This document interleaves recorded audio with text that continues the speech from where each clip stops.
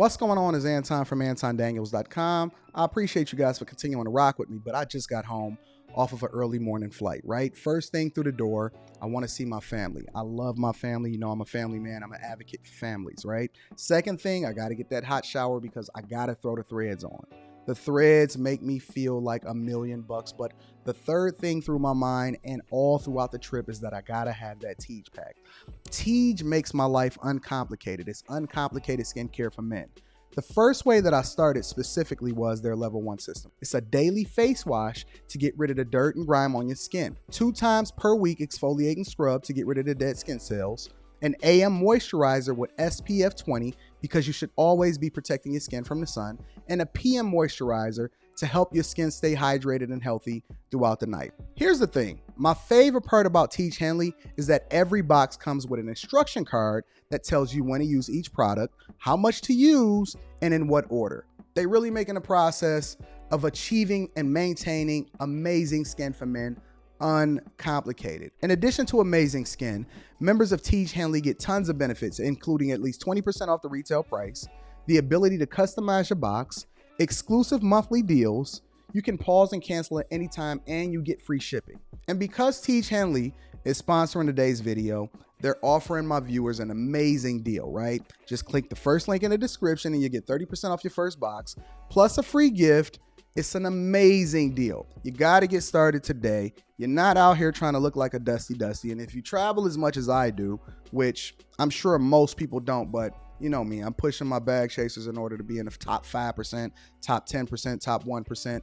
We got to make our lives uncomplicated, and Tej Henley is no better product. You got to look good. You got to smell good. And you can't be looking like a dusty. Make sure you get started today. Click the link in the description. Get that Tej pack. Feel the Tej, my friends.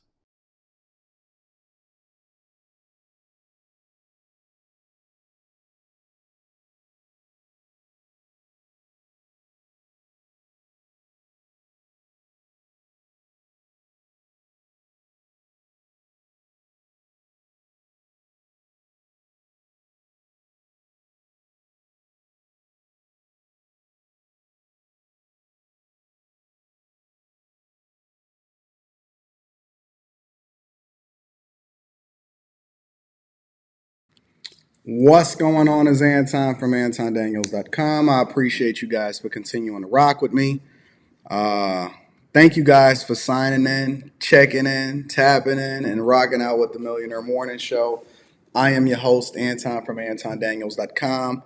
I already have the video from the Revolt live panel that I was on, but I'm actually shooting with Revolt today. So I'm gonna address that super chat really quickly. Jay Tay says, Anton, morning Anton, what do you know if Revolt is going to really... Maybe I'll do a review video of that tonight or something like that. I don't know, but I got to shoot with Revolt today. I got to head over to kick it with my friends over at Valuetainment. So they want to give me the tour and show me everything that's happening over at Valuetainment, which I didn't even realize that Valuetainment was down here in Miami. But shout out to all of my friends over there at Valuetainment that tapped in and said, Anton, we want you to come through and kick it and check out the vibe. So I'm going to go over to Valuetainment and see what's happening over there. Shout out to Jay Tay. I appreciate you for the super chat. Thank you, Jay Tay, for rocking out with me. Yeah, I'm going to be recording with Revolt today, this afternoon. I got to go over to Valuetainment, see what's happening over there. I got some other business I got to take care of down here in Miami, and so we working, man. We got a lot of things that we working on. It's a lot of things that we taking care of, and hopefully you guys is seeing the value that we continue into. Is it buffering? Is it buffering? Let me make sure that we're not buffering out here in these streets.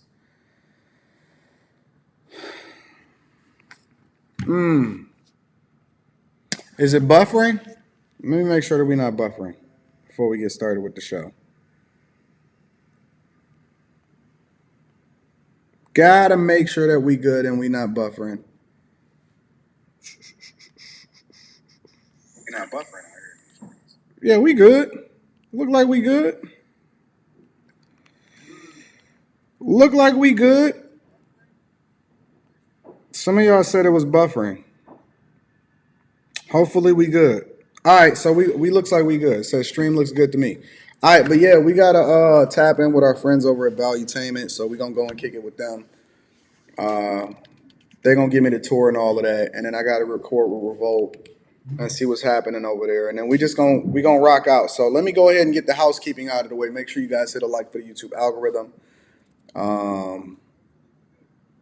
Where it should be, Anton, tell you my alma mater. Oh yeah, make sure y'all hit a like for the YouTube algorithm. Subscribe to the channel and turn on your notifications. And why do people keep telling me that it's buffering? It's good now? All right, I'm good now. I'm going to just cook, and then we're just going to rock out.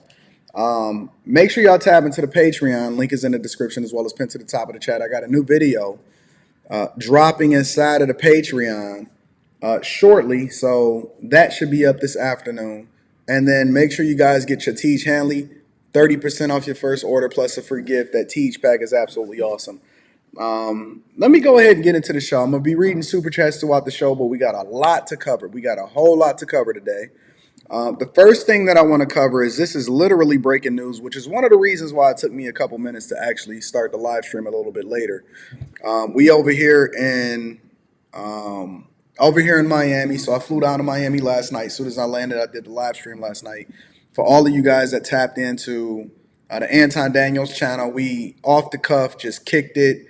I put together what I wanted to talk about on the live stream literally while I was on the plane. Shout out to Delta for their good Wi-Fi. And we rocking out. So let's get into the show. We got a lot to cover. I want to go over Master P and Slim Thug. Slim Thug kind of gave his perspective on how dudes need to be moving when it comes to ownership. I got some thoughts on that. I want to talk about the Airbnb business. I want to talk about net worth versus how much you make. There was a YouTuber that I think did a phenomenal video. He's a pretty big YouTuber, but he did a phenomenal video in which he was asking people how much they make and what their net worth is. I want to go into that. I want to go into Diddy actually getting dropped by Diageo brands, and his Ciroc brand and his Diddy brand. I want to go into that. His racial discrimination lawsuit. But before I get into all of that, and shout out to Carl and Darville, what's cracking, big homie? I'm going to be reading that super chat shortly. I'm reading all super chat shortly. Before I get into that, the first thing that I want to tackle is the Supreme Court. So the Supreme Court effectively killed affirmative action today. I know a lot of y'all are out of the loop. Some of y'all only focusing on the things that y'all think make the most sense when it comes to these hosts for the streets and all of that. But the Supreme Court actually struck down affirmative action. So we're going to get right into that. Make sure, again, that you guys hit a like for the YouTube algorithm, subscribe to the channel, and turn on your notifications. Let's get right into the show because we got a lot to cover today, ladies and gentlemen. Taking a live look at the U.S. Supreme Court, where less than 30 minutes ago, justices issued their ruling that colleges and universities must stop considering race in applications, striking down affirmative action in the college admissions process. Now, this actually overturns an earlier 2003 ruling that found that race considerations were constitutional. Now, let's stop there before we get into it. Again, the Supreme Court struck down affirmative action, which has been in existence since I was born, at least. And they struck down affirmative action. And what affirmative action did for colleges and universities basically was it basically gave preferential treatment to people of color. And if you were a double minority, if you're a woman, if you're a black woman, and all of this other type of stuff, I think even white women were considered because they were considered a minority also. But what it did was it allowed for race to be a consideration as far as giving a leg up, which in my opinion is a form of reparations, but we're going to get into that in a minute. It gave a leg up to people that were of a different race in a proposed system, because I had this conversation with a guy last night that actually dipped out when I started asking the hard questions. It gives preferential treatment to a group of people based off of the idea that they have a lower hand in our system as far as race. So when I hear people have a conversation and they say, well, the system was set up against us, I'm going to tell you how the system was really set up against you by even allowing for affirmative action to exist in the first place. But let me play the rest of this. Prem 2's Nicole Hernandez live outside of the federal courthouse in Spokane to break down what we know right now about this case. Good morning, Nicole. Good morning, Tim Channing. So we are still going through that majority opinion right now, but here's what we know so far. Like you guys mentioned, the Supreme Court. Shout out to Jeremy. I'm going to read that super chat shortly.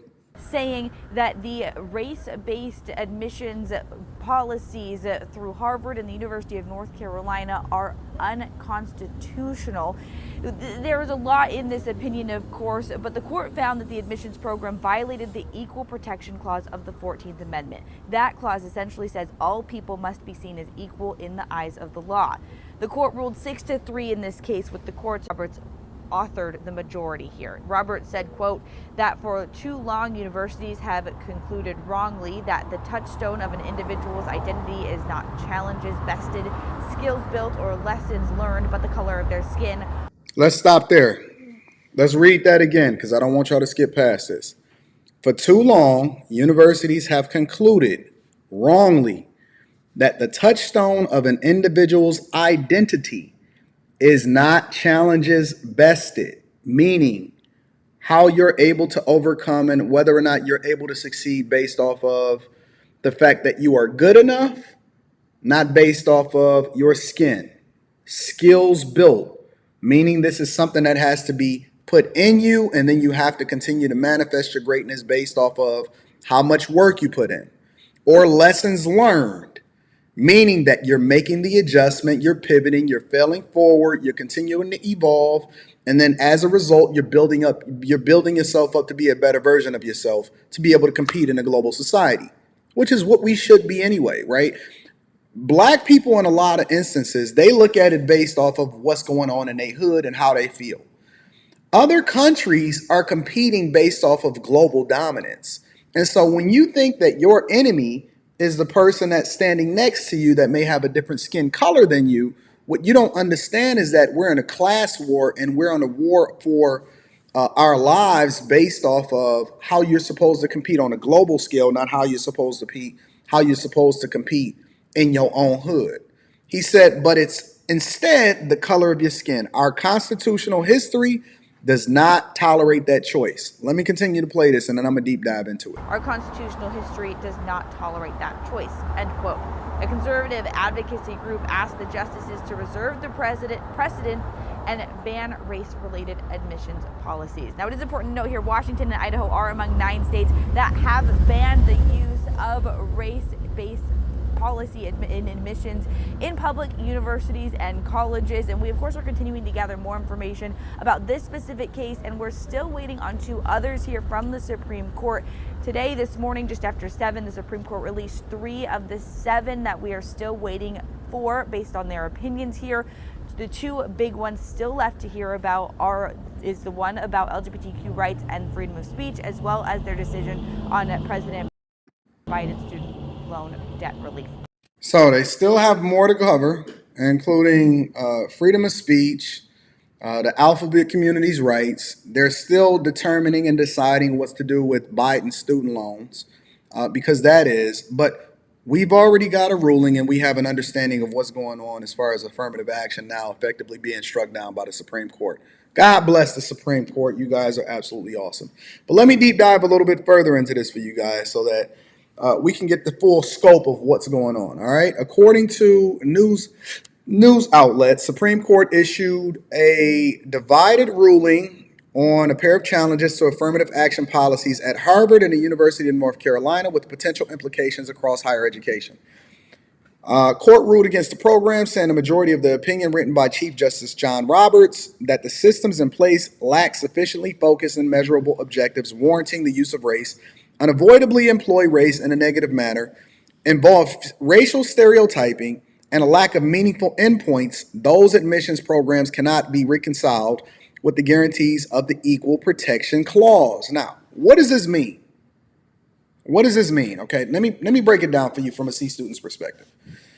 First and foremost, let me give you an example of something that I witnessed in real life and something that I see happening even today. And it was a story that I was going to cover, but this is even better, right?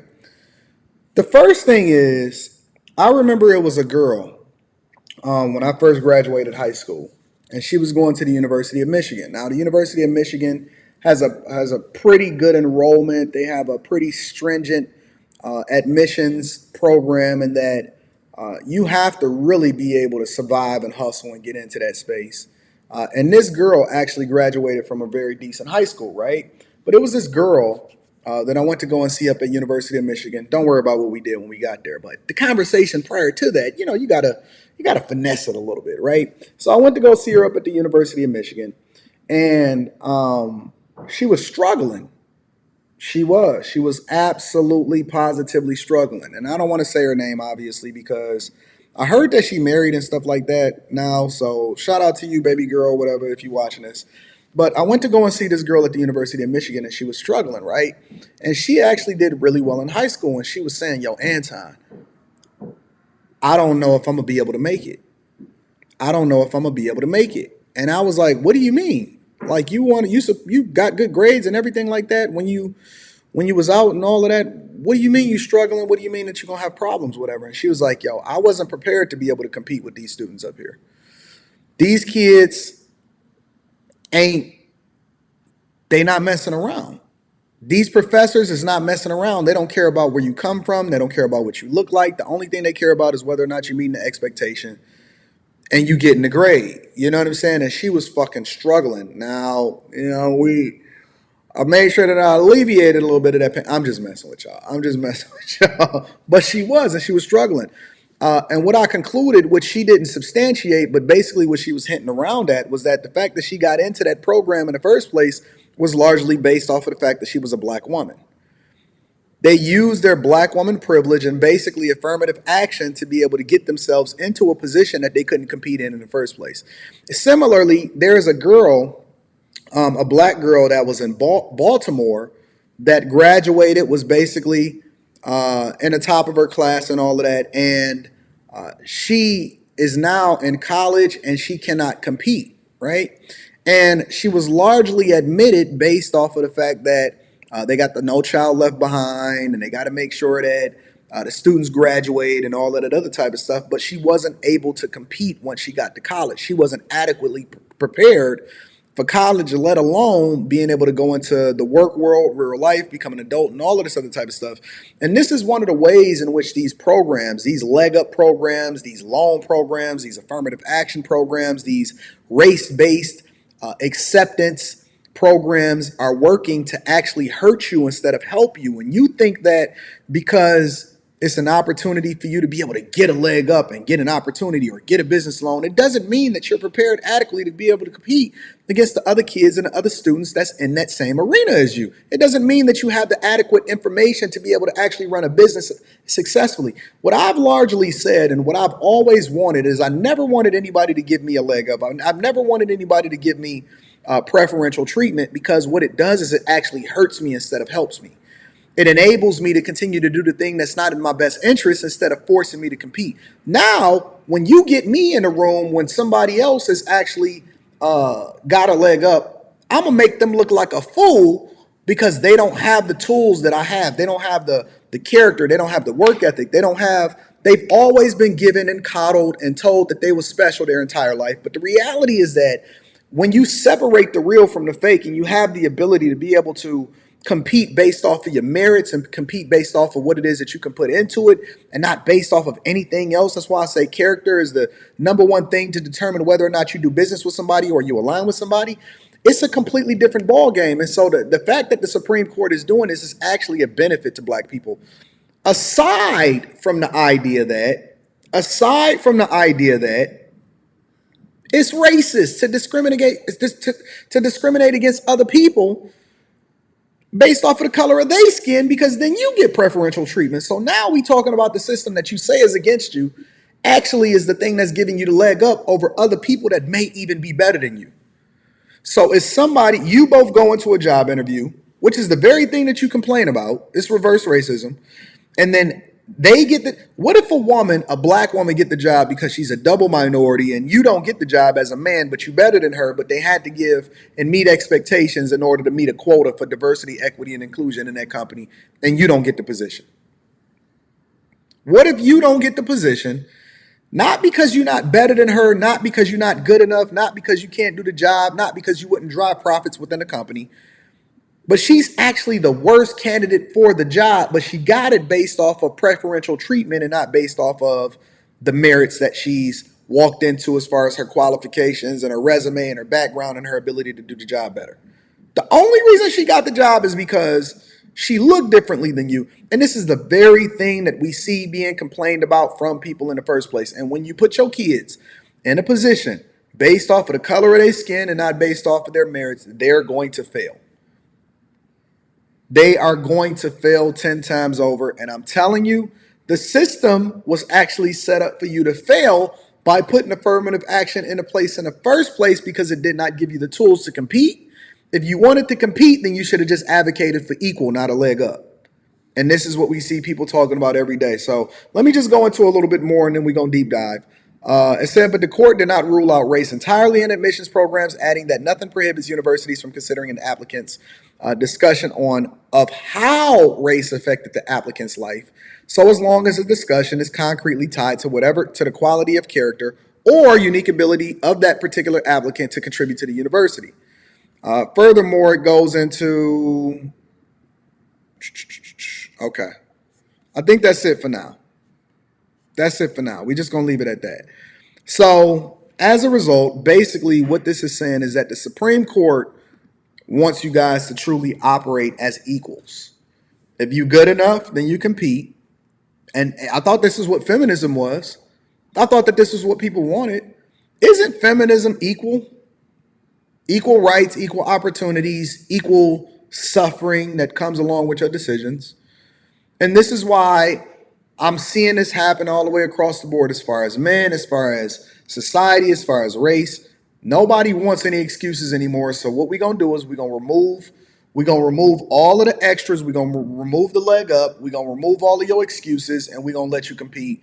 And now you got to go out there and grind like I do for the resources. And we're going to judge it based off of the merits of what it is that you put together and not based off of what you look like or what you got between your legs. I'm with that. I'm cool with that. So that's the latest update with the Supreme Court. I'll keep you guys updated with that. And then we're going to just continue from there.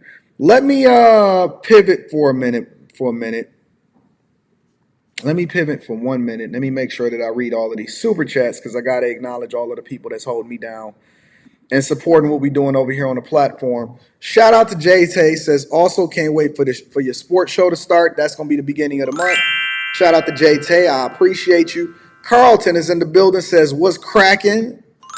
Shout out to Carlton. I appreciate you for continuing to rock out with me, big dog. Jeremy H is in the building. He says, you should close out the Pride Month with that Where the Money Resides song. Oh, my God. By the way, I'm the other Jeremy H in the DMV. Shout out to Jeremy H. I appreciate you. Thank you, Jeremy, for continuing to hold me down. Also, Christopher Mayberry, we buried the pop. The pop is officially dead. We gave that a week. It's over now. Christopher Mayberry says, my name ain't Jim, but I got to dip, and this is get this bread. Bless up, man. Bless up, man. Shout out to Chris Mayberry. I appreciate you. Also, one more, and then I got to get to the Cash App.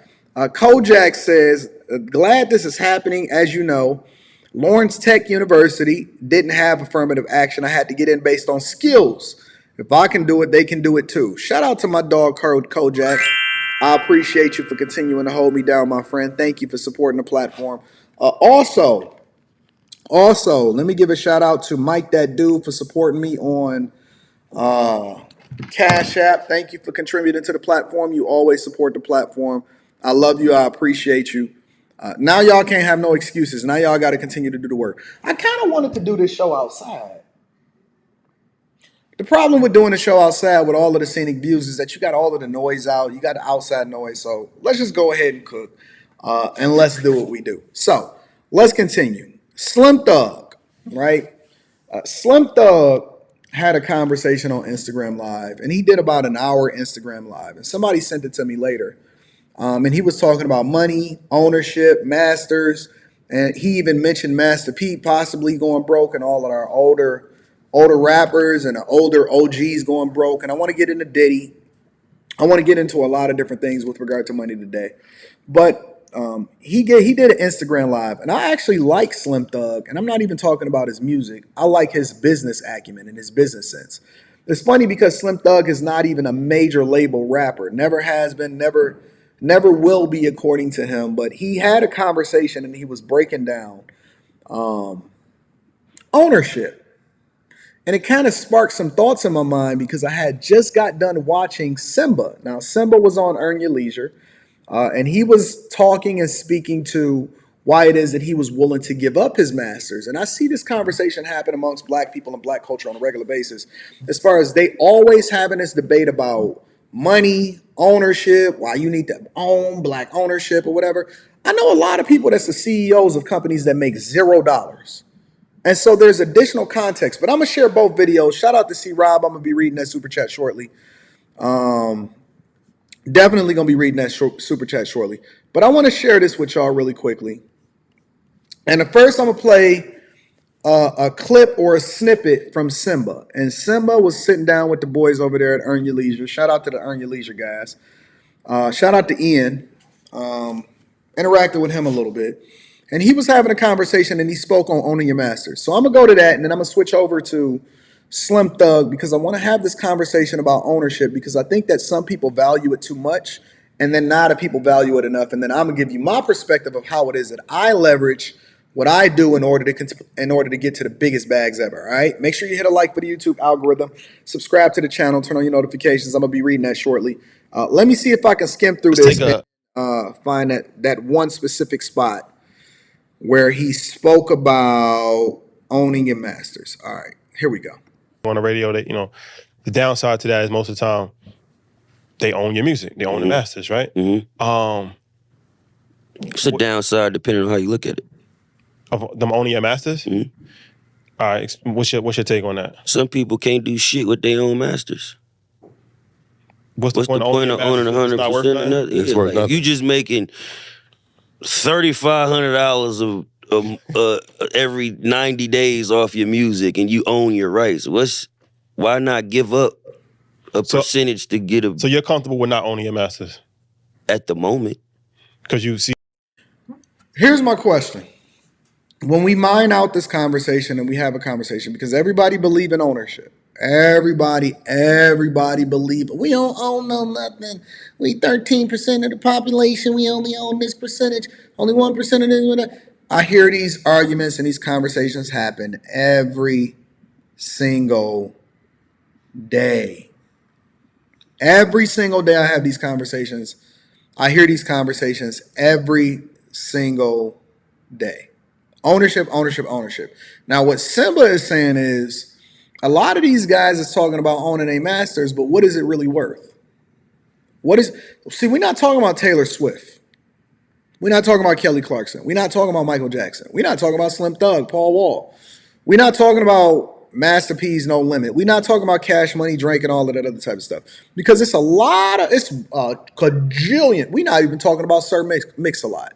It's a cajillion rappers, singers, and we gonna break it out all the way into everything. We're not just gonna talk about ownership with regard to music, right? But entertainment is one of the biggest things, right? He's saying, what's the point of owning 100% of nothing? 100% and you making $3,500 every 90 days, every 3 months, every quarter. Let me continue to play this. In the future, you want to own your masters? Or you? Okay. But right now, you're looking at it from a standpoint where... Shout out to Mrs. Crotty Shetty. I'm going to be reading that super chat shortly. You're sacrificing not owning your masters now to get to the point where you have stardom. So your masters... Deeper than stardom for me, it's also learning the industry. It's learning the game. So let's say one day I'm not in a situation with Atlantic, I'll still know who to call and who to talk to and who does what in what department at Apple, who does what at Spotify, and who I need to talk to get playlisted over there. So it's deeper than just stardom, it's learning the system. So one day I'm gonna have to create my own, and then I'll know who to go to make that spark. The time has come, ladies. So he's basically saying that it's more important for him to build the relationships and take initially get a partnership in which he gives away a percentage and don't necessarily own the masters, especially when he's trying to build himself up versus trying to own everything when you don't necessarily have anything in which people want to buy. So let me go over to Slim Thug, because Slim Thug has a completely different perspective. And I think that they're both right. And this is why I think that context is necessary. Slim Thug had a whole different narrative, and he wants to have this conversation. I'm going to be reading Super Chat shortly. Thank you, Peaches. I love the fact that you love my thumbnail. Lifetime. Did it, so that's how people think that it should be. Man, you should sell your masters. You shouldn't sell your masters, man. You shouldn't sell your masters, man. Like, it shouldn't have never been like that. Everybody should always have owned their masters. If you're a rapper, you should own your art. Everybody, singer, whatever the you is, music business, if you do music, you should never not be getting paid for the music you created. You know what I'm saying? Like, if you put an album out, you know what I'm saying? You should get paid off your album for the rest of your life. Because it's not getting paid off they shit. Because it's broke. While white people getting paid off they shit 20 years later. They don't understand that it ain't about right now. It's just not about right now. Think about this. Still tipping, how hot. I'm going to need Slim Thug to remove his thumb from over the camera and to embrace this new technology the way that we need him to embrace it. I'm going to need him to remove his thumb from the front of the camera. Still tipping is right now. How motherfuckers is still talking about still tipping? How the motherfucking Astros, how the motherfucking... Think about that right now, still tipping. Now, if you would have went out as a young... If I would go out as a youngster, man, I'm going to sell this whole... I'm going to sell my masters to this. I want to learn the game. I want to learn the business. So here, why you take my masters and just give me crumbs and then just teach me the business, which they'll never teach you anyway. And they going to still say they spent all your money up anyway when it's time to pay you, so you're not going to get nothing because they going to f*** over you like they f***ed over the Temptations and singing motherfuckers, like they f***ed over whoever your favorite motherfucking singer was in the 70s, how they f***ed over the 50s, the 60s, how Big Red was f***ed over. This shit ain't never not been getting f***ed over, man. Y'all been getting f***ed over from the beginning of time. So to jump in that same line is stupid as you see what I'm saying? NWA, how many times we seen this dumbass shit happen over and over again? How many times have we seen this dumbass shit happen over again since the black movies from back in the day? Let's stop misleading our kids to thinking that majors is the way to go. The way to go is to make a hit motherfucking song, man. Make good music and put that shit out. That's the way to go. Here's the caveat, and this is the other thing that Slim Thug adds to context. Because again, I think that Simba is right, and I think that Slim Thug is right. And I don't have to be in the music business to understand ownership, because I am an owner, right? I own every single piece of content that I've ever created on YouTube for my platforms. Every single video, every single interview, everything. I own all of it. Every piece of content. Did you know that there are companies that are literally buying out entire catalogs of what these YouTubers are creating? But the value of what that is based off of what they are able to extract from it. And so it's an investment. It's a gamble, right? When you get into business, you're gambling. When you create a business for yourself, especially if you're looking to do it in order, everybody only spoke on one thing, but they missed a whole nother portion of this conversation. And part of this conversation is you have to put in the work and you have to make a hit record. Let me say it again. You have to put in the work and you have to make a hit record. Also, Slim Thug, shout out to Chris. I'm going to be reading that super chat shortly. He was getting money before he had Still Tipping hitting. Right? A lot of these dudes be in the streets and so they can afford to self-finance. Right? I was already getting money when it comes to content or before content creation, so I could afford to take the risk to bet on myself or invest in myself. I made a lot of money with regard to my corporate America or my businesses and content creation, so I can afford to take the risk to buy 100% without any kind of financing and having nobody in my pockets when it comes to real estate. When I'm going in and I'm having these conversations and I'm kicking it with Revolt and I'm shooting with them and I'm going to take the tour over there at Valuetainment and all of this other type of stuff, right? I'm in a completely different negotiating position because I'm not broke. I'm doing phenomenal already on my own. So I'm in a whole nother position to be able to bargain. When you talk about these guys, and a lot of these guys is busted, dusted, and disgusted. If y'all ever seen what Suki Hana looked like, before she ever signed a deal, Meg Thee Stallion, Nicki Minaj, all of these women look completely different. You don't hear about these people complaining until after they get blown up and after they use the system to then create a narrative about how it is that they need to be moving. Then they start complaining about the possibility of owning their masters. But I'm going to tell you, for every one rapper that becomes successful, or for every one singer, or for every one content creator that becomes successful, is 1 million of them that do not hit. Every single day, there are thousands and hundreds of thousands of YouTube channels that are created. And guess what? You can own 100% of that YouTube channel and it does not hit. So it's a yin and a yang, right? Because I'm willing to, when I understand my talent and what it is that I do, I'm willing to bet on myself. 10 times out of 10, I'm willing to bet on myself because I know what I have. I have the money to be able to invest in myself. And so I can own 100% of that and then be able to extract and operate like an independent, right?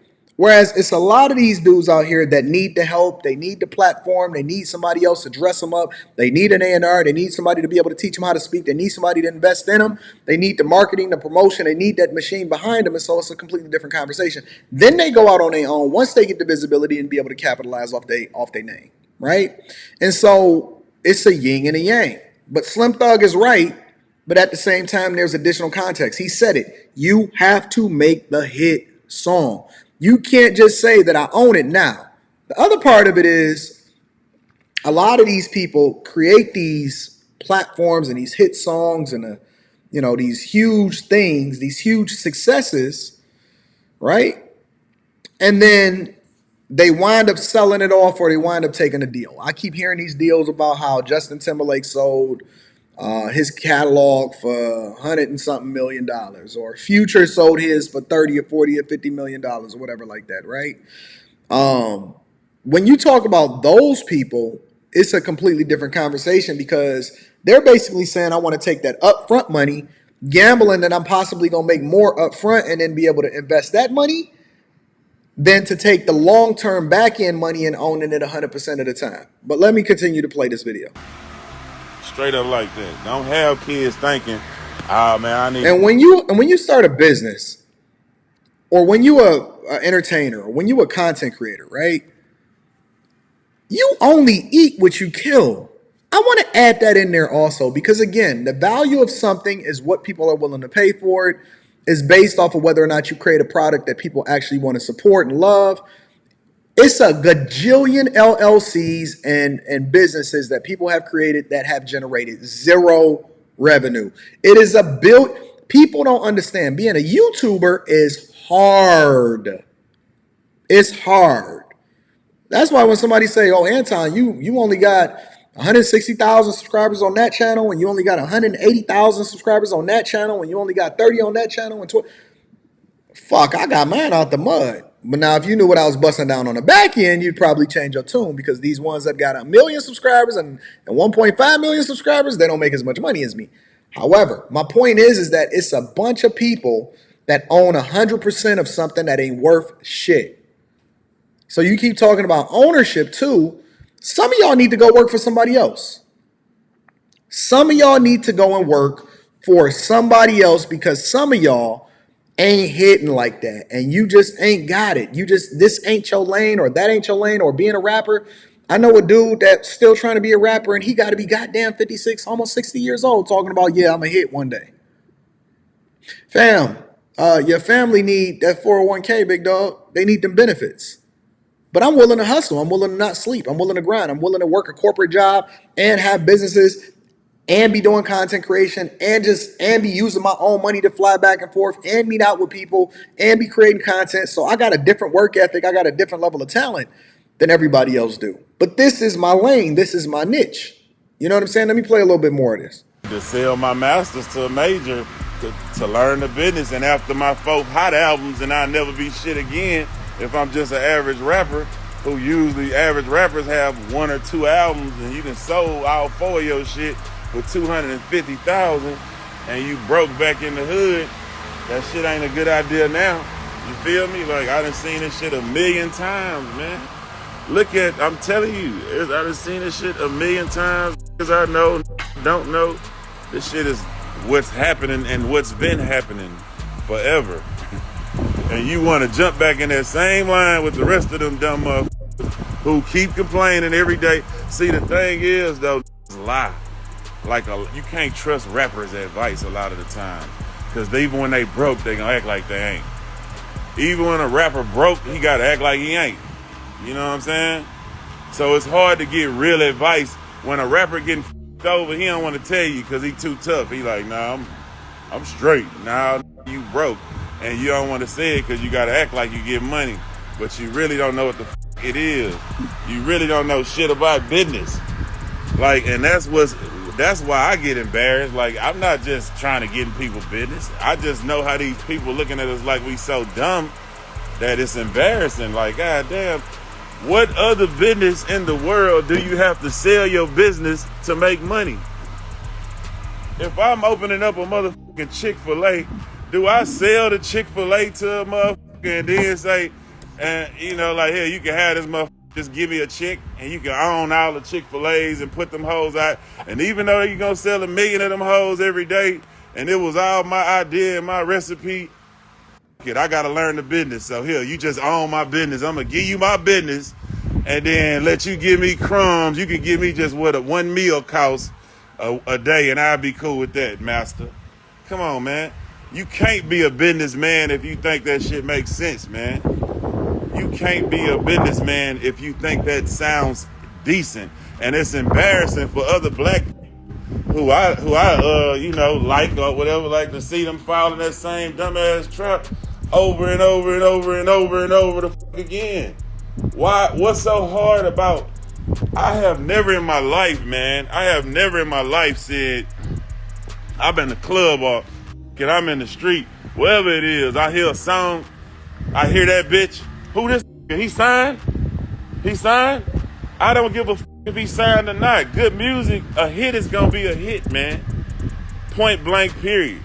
A hit is gonna be a hit. Stop trying to hop to the top. Stop trying to skip the work up the hill. Stop trying to do all the fake shit with the fake views and get them to pay for this. Stop needing their help if you really a rapper like that. If you really that, stop needing their help. Start being able to do it without them. If you really that, you know what I'm saying? Only way you should be going with them is if you trying to scam them. Because they already trying to scam you, kid. Only way you should go over there is if you trying to scam them and you like, man, I really can't rap that good, but f it, I'm gonna go get this quick check they giving me, and then I'm gonna just live off of that shit. I'm gonna flip it 1,000 times. That's the only way you should be getting a major record deal, because them folks is sticking ass. Let me ask y'all a question really quickly. What is up with this scamming culture? Shout out to Ray Sean. I'm gonna be reading that super chat shortly. What's up with this whole culture? This whole, and again, listen, I don't understand what this whole scamming culture is. Like, I don't understand what the whole idea of I gotta get you before you get me and all of that other type of stuff. I don't understand that. Like, why is it why we can't just figure out how to add value to each other? And again, I think that Slim Thug is right in a lot of the things that he's saying. But why is it that we can't just add value into people? And then if you do the deal or you sign a contract, you meet your expectations, you get paid, I get paid. If you decide that you want to go your own way after the contract is over, why is it a them against us versus I'ma just do good business 100% of the time? If you sign a deal, if you sign an expectation and is looking to meet an expectation with your job, why wouldn't you then execute successfully at the job?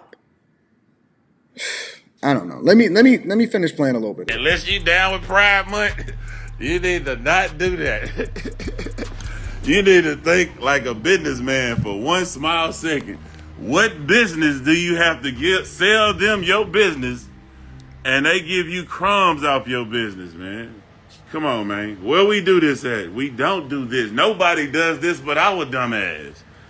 We the only dummies who doing this. We the only dummies who doing this. And it's embarrassing to a who out here really getting some money and owning his shit to see them keep y'all over and over and over again. And it's more embarrassing to see successful men keep co-signing this shit like, yeah, man, I just put my shit out there.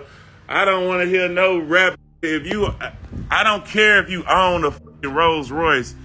If you don't own your masters, you not that. You ain't a real boss because you needed to go get a loan from somebody.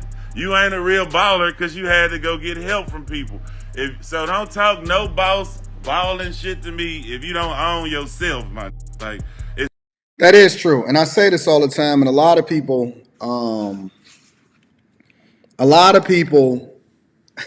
was laughing when I first was saying it, right? And I used to say this all the time because it's true. And as time goes on, and I say this all the time, as time goes on, you're going to see the real separate themselves from the fake, right? And the reality is this. A lot of your favorite celebrities, they broke. They broke. I don't care what Google was telling you. Shout out to Leonardo. I'm going to read all super chat shortly. I don't care what Google telling y'all. I don't care what Forbes is saying the potential celebrity net worth is and all of that. It's bull. It's nonsense. It's wrong. It's absolutely wrong. It's not an accurate reflection. Listen, I don't care how many cars that they renting and they not even writing it off from a business perspective in order to promote themselves effectively. I don't care how much fake jewelry these dudes got on and how many fake bust down watches that's not even real, that don't even hold its value over time. I don't care how many moissanite diamonds you see these people running around with. I don't care how many albums that you think that these people have sold and all of this other type of stuff. A lot of these people are broke, family. Listen, the higher up you get, the more you can separate the real from the fake. When you run into these people, I'm telling you, Instagram followers is not a reflection of how much money somebody got in real life. Some people know how to use the visibility in order to, leverage that in order to translate that into marketing themselves more effectively and all of this. But I'm telling you, these dudes that's running around, listen, let's break it all the way down from a C student's perspective. Yo homie that's out there that's riding that Charger and Hellcat, he killing himself every single month just to be able to pay his car note, and he don't even have insurance on that bitch. Yo homie that's riding around in the Charger and the Hellcat is killing himself every single month to try to meet that monthly note. And he always getting late fees because he a little bit over 30 days late. So every single month they ding his credit for it. That woman out there that say that she a boss chick that's running around with the Gucci, Fendi and all of that, and she got the new handbag, all of her shit is on Klarna. All of her shit is on Afterpay. All of their stuff is on. Listen, my little Hyundai back home, my personal vehicle, that shit don't even got 5,000 miles on it. Paid for. No car note. Rita's Tesla, paid for. No car note. Porsche, no car notes. Benz, no car notes.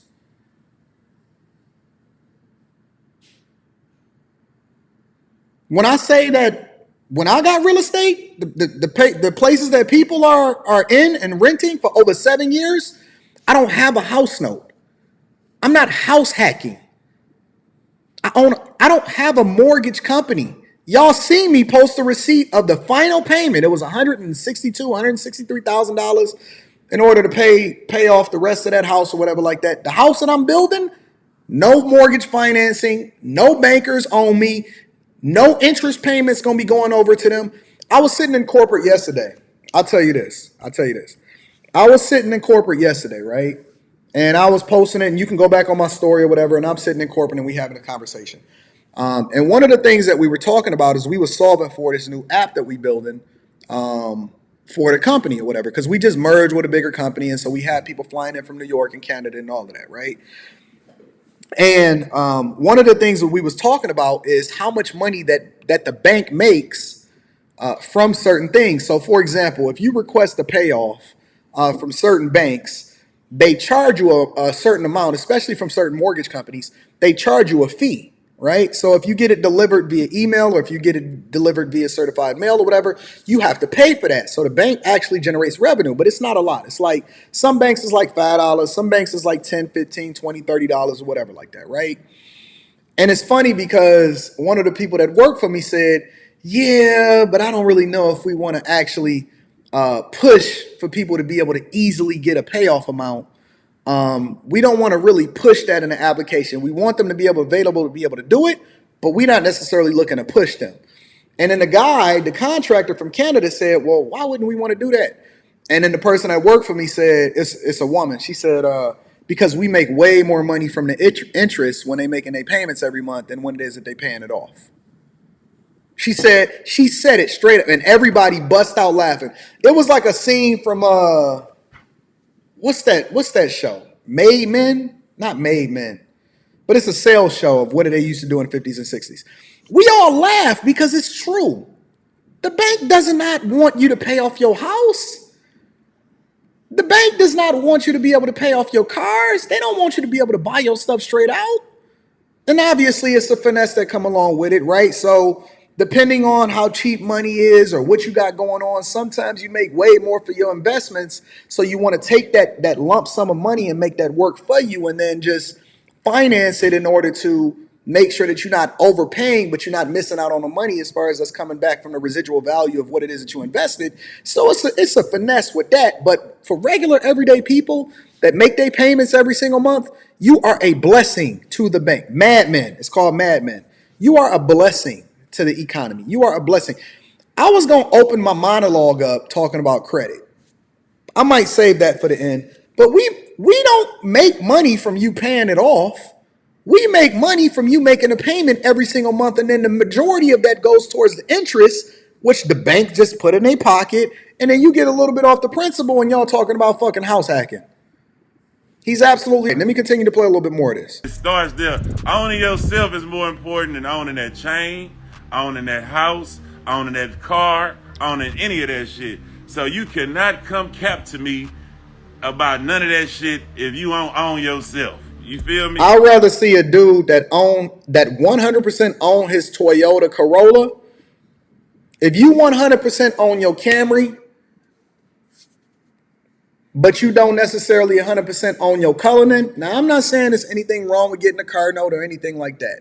All I'm saying is you don't get more props from me just because you driving a Cullinan versus the dude that don't have a car note, because your net worth is more important than what it is that you paying in order to impress people that don't even give a fuck about you. Now, if you riding the Cullinan, but you can afford to ride the Cullinan, right? Which is cool, right? Do whatever you got to do. Whatever it is that you got to do to get it, go and get that shit or whatever. All I'm saying is we need to recondition how it is that we think about wealth, right? Because if you can't afford it, but you're doing it in order to impress other people that don't even care about you, then we got to have a different conversation, because it's probably best for you to go and get that Camry that you truly can own 100%, and then work your way up to the Cullinan by then making the investments that you're supposed to make in yourself and then also in your business. And that's what you need to stand on as a man. What the history did, I mean, what everybody else did. Everybody did dumb shit. It's hard to say it, but we everybody did dumb shit, seen dumb shit get done, and thought dumb shit was the way to go, and kept doing dumb shit, man. And even like Master P look like they falling on hard times these.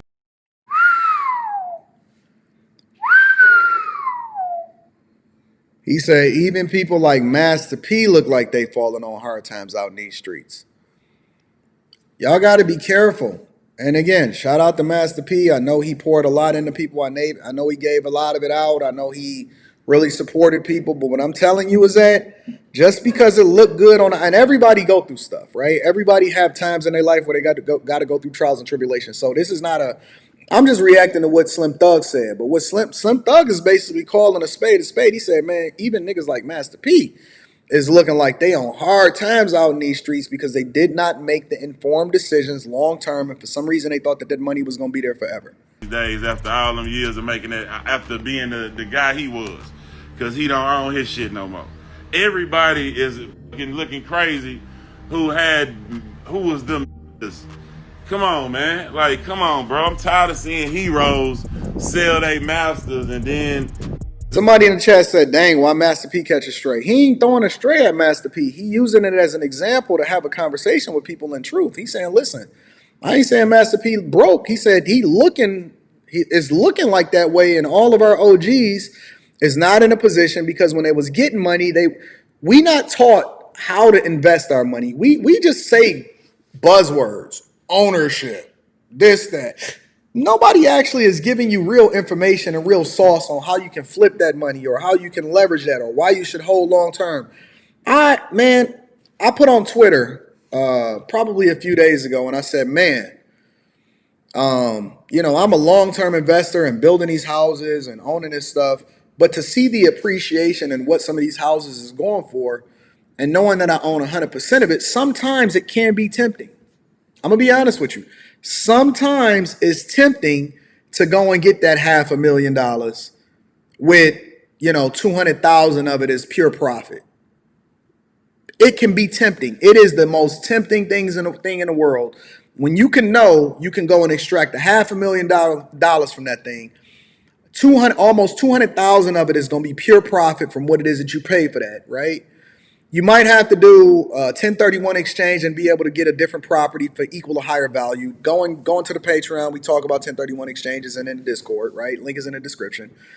But it's tempting a lot of times to go and get that bag and get that quick 200,000 profit. But then I start looking at it and I'm like, man, Anton, stick to the plan, because why would I go and get 200,000 now when they gonna pay me $30,000 a year in rent? Think about what I said. I know a lot of y'all is looking and they're like, but that 200,000, I can go get that Maybach. Why would I get 200,000 profit when I can get $30,000 and up in rent and still own 100% of the property for the rest of my life and my daughter's life and their kids' life? Why would I go get 200,000 when I'm gonna get 30,000 every single year and more, depending on whether or not I raise the rent up or not based off of the market prices?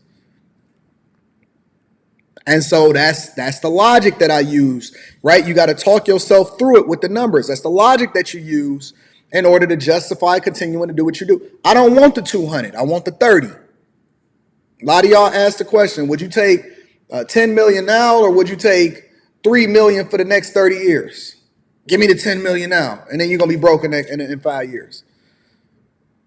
I don't want that. I want the 30 for the rest of my life. On TV, you know what I'm saying? Like, Donnie, you shouldn't even have to do all that, kid. It shouldn't even have to be all that, bro. Like, y'all on here still trying to do this because y'all just keep trying to sell shit out to them people and let them keep getting paid off of it. Like, what the is y'all doing, man? Stop selling out, man. So I think that's enough. I think that was a really, really good video. Let me read some of the super chats and then we're going to continue to rock out. Shout out to Slim Thug because he did a really good live stream on Instagram. I'm going to be going live on Instagram probably within the next few days. My expectation is to go live on Instagram at least once or twice a week. So make sure that you guys tap into my Instagram, my Twitter, and my TikTok. All of those is down in the description, as well as hitting a like over there on Facebook. Shout out to all of my people on Facebook. I rock with you. Let me read some of these super chats and then we're going to keep it popping. Shout out to Ciroc. Says, have you ever thought about linking up with Corey Holcomb? That will be amazing. No, I've never really thought about it because I don't know what we would talk about. Corey Holcomb is a comedian. Like, I've never interviewed a comedian before. Maybe it'll be the first time that I interview. Well, Charleston is a comedian. He's transitioned into being a comedian. So, I don't know. I've never thought about it. I consider it, though. I don't see anything wrong with it. Mrs. Crotty Shetty's with the super sticker. I appreciate you for the 4-ball. Let me get a couple other sound bites in here. Let's see what works. Classy Beats. I don't like that one. Let me see. All right, I like that one. For 1 through 5, you're gonna get the team. For 6 or more, 6 through 20, you get the Star Spangled Banner thing, and then you're gonna get a round of applause for anything more than that. All right. So shout out to Classy Beats. Says I tell artists this every day. They are worried about the big bad labels, and don't see the opportunity they can create by signing a good deal and then partnering with a label. It could be done. Shout out to Classy Beats. Make sure that y'all subscribe to his channel. He does some phenomenal stuff over there. I appreciate you. Class E Beats in the building. Thank you, my friend. Chris is in the building, and he said Thugger is preaching. Shout out to Chris. I appreciate you. Class E says the music community doesn't talk about all the artists, producers that sign great deals. They focus on the ones that got screwed out of their ignorance. Shout out to Class E Beats also for another one. Oh my God. Oh, hold on.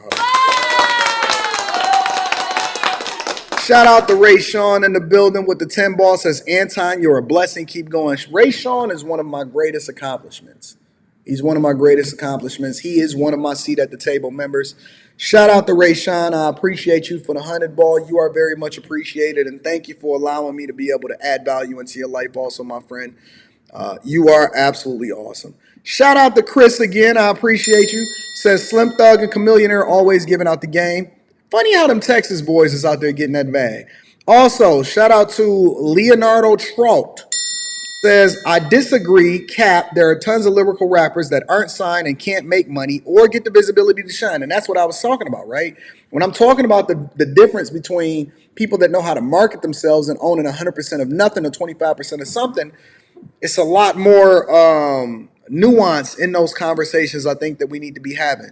Shout out to Marcus X. Says, Anton, are you working with to create the app? Thug and Sim is both right.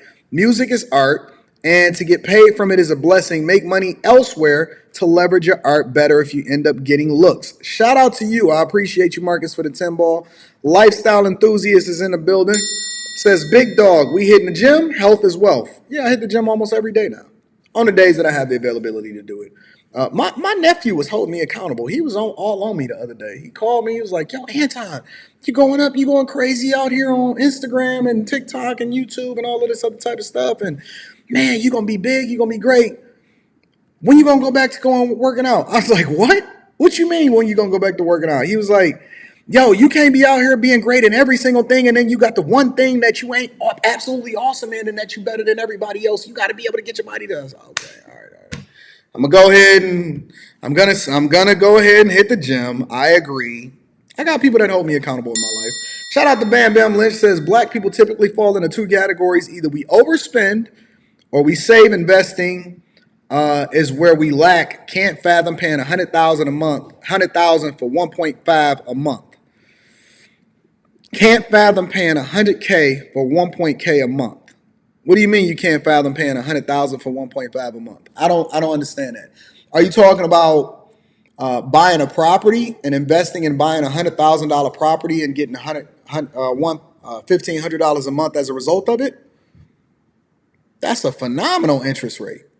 No, if you spend $100,000, right, and then you get $18,000 a year, but still reserve the value in that property that's continuing to grow up, that's a phenomenal investment.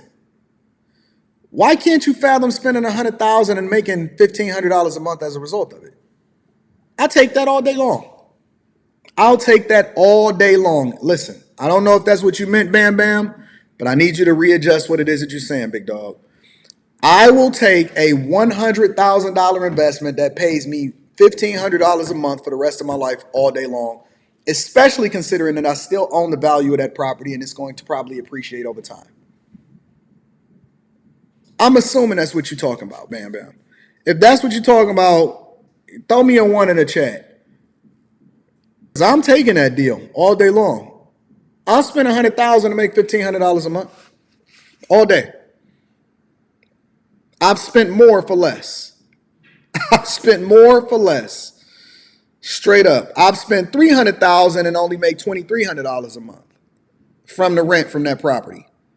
I've spent $290,000, but now the value is valued over $440,000, right? Think about it. The value of the property is going up and you're getting paid to sit on it as an asset. Why wouldn't you take that? Why wouldn't you take that deal?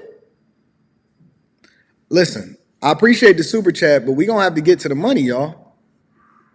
That's a good deal. That's a good deal, fam. I don't know where they told you that that's not a good deal. That's a phenomenal deal, bro. Marcus X says, LOL, who are you working with to create the app? Oh, I got a developer. Which app are you talking about? Are you talking about the Bankroll app? That's a whole nother conversation. Shout out to Marcus X. I appreciate you. Desperado says, big love from Salt Lake City. Shout out to my Salt Lake City fam. I've been out there. I was kicking it with my people out in Salt Lake City a little while ago. Lifestyle Enthusiast is in the building, says, what you think about Scrum Masters as a career? I think that Scrum Masters are really, it's a decent career. I like Scrum Masters. If y'all know what a Scrum Master is, a Scrum Master is the person that basically operates and they manages all the Jira boards. They kind of run all of the stand-ups. They keep everybody on task. They bring everybody together as far as the product owners, the project managers, the developers, the user experience people, the owners of the actual application or whatever it is that y'all developing. I think being a Scrum Master is dope. So yeah, I don't have a problem with being a Scrum Master. Scrum Masters are awesome. Zeno, the Sand says, can't just get money, have to stay on top of the business. I shot you an email in the Patreon, #backchaser. All right, so I'm gonna check that out. Make sure y'all check that out. Bam Bam Lynch says, I spent $70,000 for $1,800 in my honeypot. I don't know what that means. I don't know what you're getting at, Bam Bam. I don't know. If you asking me to buy a property for $100,000 in order to get $1,500 a month, I'm taking that deal. All right. I'm definitely taking that deal. And let me read one more super chat, then I'm gonna be reading super chats throughout the show. Shout out to J-Rock Food Service Driver is in the building. I appreciate you for supporting the platform and holding us down. Thank you, my friend. Thank you for rocking out with me. Thank you for the 20 ball. You're absolutely awesome. All right, let's continue, y'all. I want to deep dive in some more things. I got a couple more things that I want to go over. So Diego, I don't even know if I spelled that right. I think it's D-I, I don't know. I think that's Diego. That's how they spelled it in the articles when I did the research of the name. So Diego. Yep, that's how you spell it. I got it right. It's a spirit company. It's largely been a company that is powering a lot of these vodka brands. It's the spirit company that's basically the distributor of a lot of these vodka brands. It's almost like the record label for the Cash Moneys, right? It's the Universal to the Cash Money. It's the Sony, the Atlantic Records to whatever it is, record label that, these smaller record labels then get, right? It's the EMI to the OVO, right? It's all of that, right? So a lot of these rappers, they say, I got a record label, but it's really a partnership. But the distributing company is the parent company. It's the Universal Music Group, right? But Diego is largely the brand that is powered over the last 15 years, Ciroc, right? So y'all know, y'all like, yo, Diddy on Ciroc, his value with Forbes is this and that, so on and so forth. He make this much money a year. He's been getting to the bag, so on and so forth. Well, they have ended their partnership with Diddy, allegedly. And so I want y'all to ask me,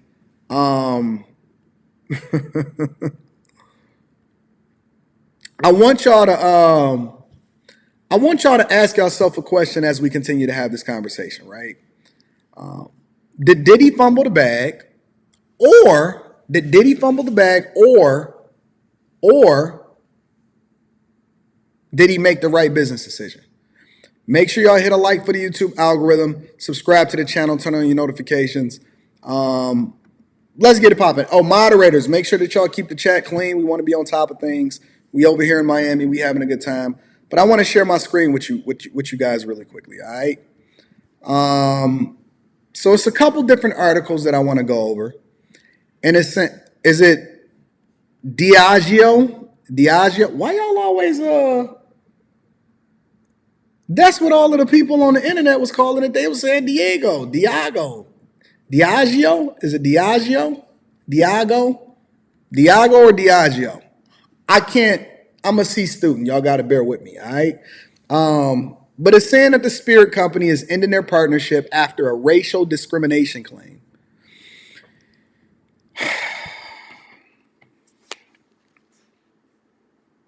Here's my question for y'all as we go through this, all right? Here's my question as we go through this. A, why does it always come back down to race? Every single time. Crown, did I skip your super chat? Let me make sure I go and tap that, Crown. All right, I still got you, Crown. I got you tagged. I'm going to be reading that super chat shortly. How come it always comes back to... Why does it always come back to the race thing? That's my question.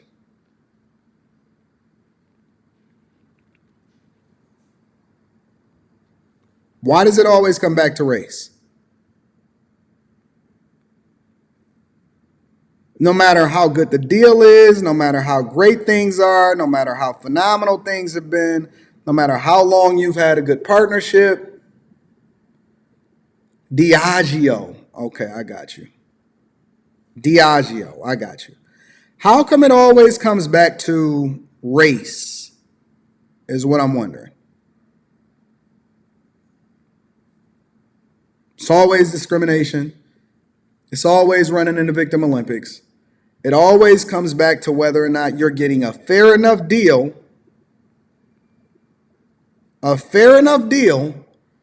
or you feel like you're being discriminated against. Just curious. Honestly, I'm genuinely curious. How come it always comes back down to race?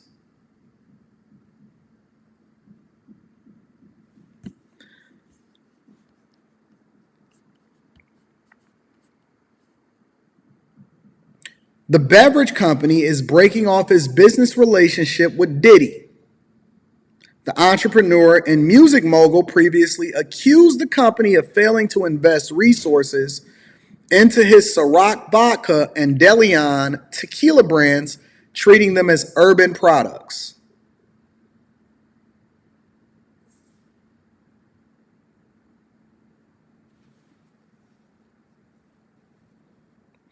Let's read that one more time. He previously accused the company of failing to invest resources into his Ciroc vodka and Diddy tequila brands. Now, my first question is, are y'all drinking Diddy like that?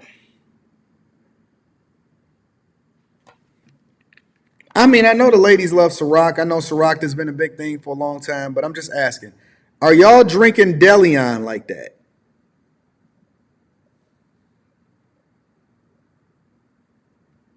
Are y'all? Are y'all running up the Diddy tab like that? I have never been in the store and then people was like, yo, let me get that Diddy. I mean, seriously, I've never been in the store and people was like, yo, let me get that Diddy. The second thing that I have to ask is, I thought it was nothing wrong with being and selling directly to your people. I thought y'all wanted to, listen, do y'all want to be independent or do y'all want to be interdependent is the question. Do y'all want to own 100%? Do you want to take responsibility? Do you only want to do business with your people? Or are you getting mad because they're not investing? And why do they have to invest even more money into pushing your brand? I thought it was all based off of...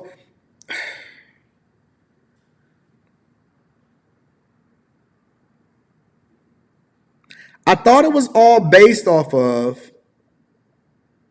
It was all based off of whether or not you actually are generating enough revenue, then they wouldn't mind continuing to invest more money as a result of it. Let me read a little bit more of this and then we're going to mine it out, all right? In a response filed Tuesday with the Manhattan Federal Court, so this was just a couple days ago, Diageo, did I get it right? Diageo stated that Combs made false, let me highlight that, false and reckless allegations, including numerous defamatory and disparaging accusations of racism on part of Diageo and certain of its senior executives. The company filed a motion to dismiss the lawsuit or move Combs' case to arbitration, according to Bloomberg. Mr. Combs' bad faith actions have clearly breached his contracts and left us no choice but to move to dismiss his baseless complaint and end our business relationship. So Diageo said, listen, I'm not really messing with you. I'm not rolling with you. Shout out to Prince Elian. Shout out to Prince Elian. I appreciate you. I'm going to be reading that super chat shortly. Diageo said, listen, you're not going to keep on making these claims and these baseless observations. Honey, what's going on? Okay, have fun. You're not, huh? Have fun, babe. Bring me back a hot chocolate. They said that we're not going to continue. Yo, why would I continue to do business with you when you're filing a lawsuit against me talking about racial discrimination because you're not pouring enough money into my brand? One thing that I've always learned is that you're never, ever, ever going to have a shortage of being able to get to the bag. If I see value in what you're doing, I'm going to pour more money into it because that's the thing that's extracting the most money as a result of it. So if it was valuable to them, is it based off of race or is it based off of the fact that that particular brand, that Delion brand, may not be performing to the same rate as maybe a Casamigos, right? Because I know that Casamigos is allegedly under it also, right? Let's continue to read. It said, Mr. Combs has repeatedly undermined our partnerships and threatened to publicly defame Diageo. If we did not meet his unreasonable financial demands. So it sounded like Diddy wanted a bigger bag. And they was like, listen, fam, you're going to get what it is that we got for you and what we agreed to. And that's the end of the conversation. A spokesperson said on Tuesday, the company claimed to have invested more than $100 million to grow Delion, alleging that Combs contributed a total of $1,000 and refused to honor his commitments.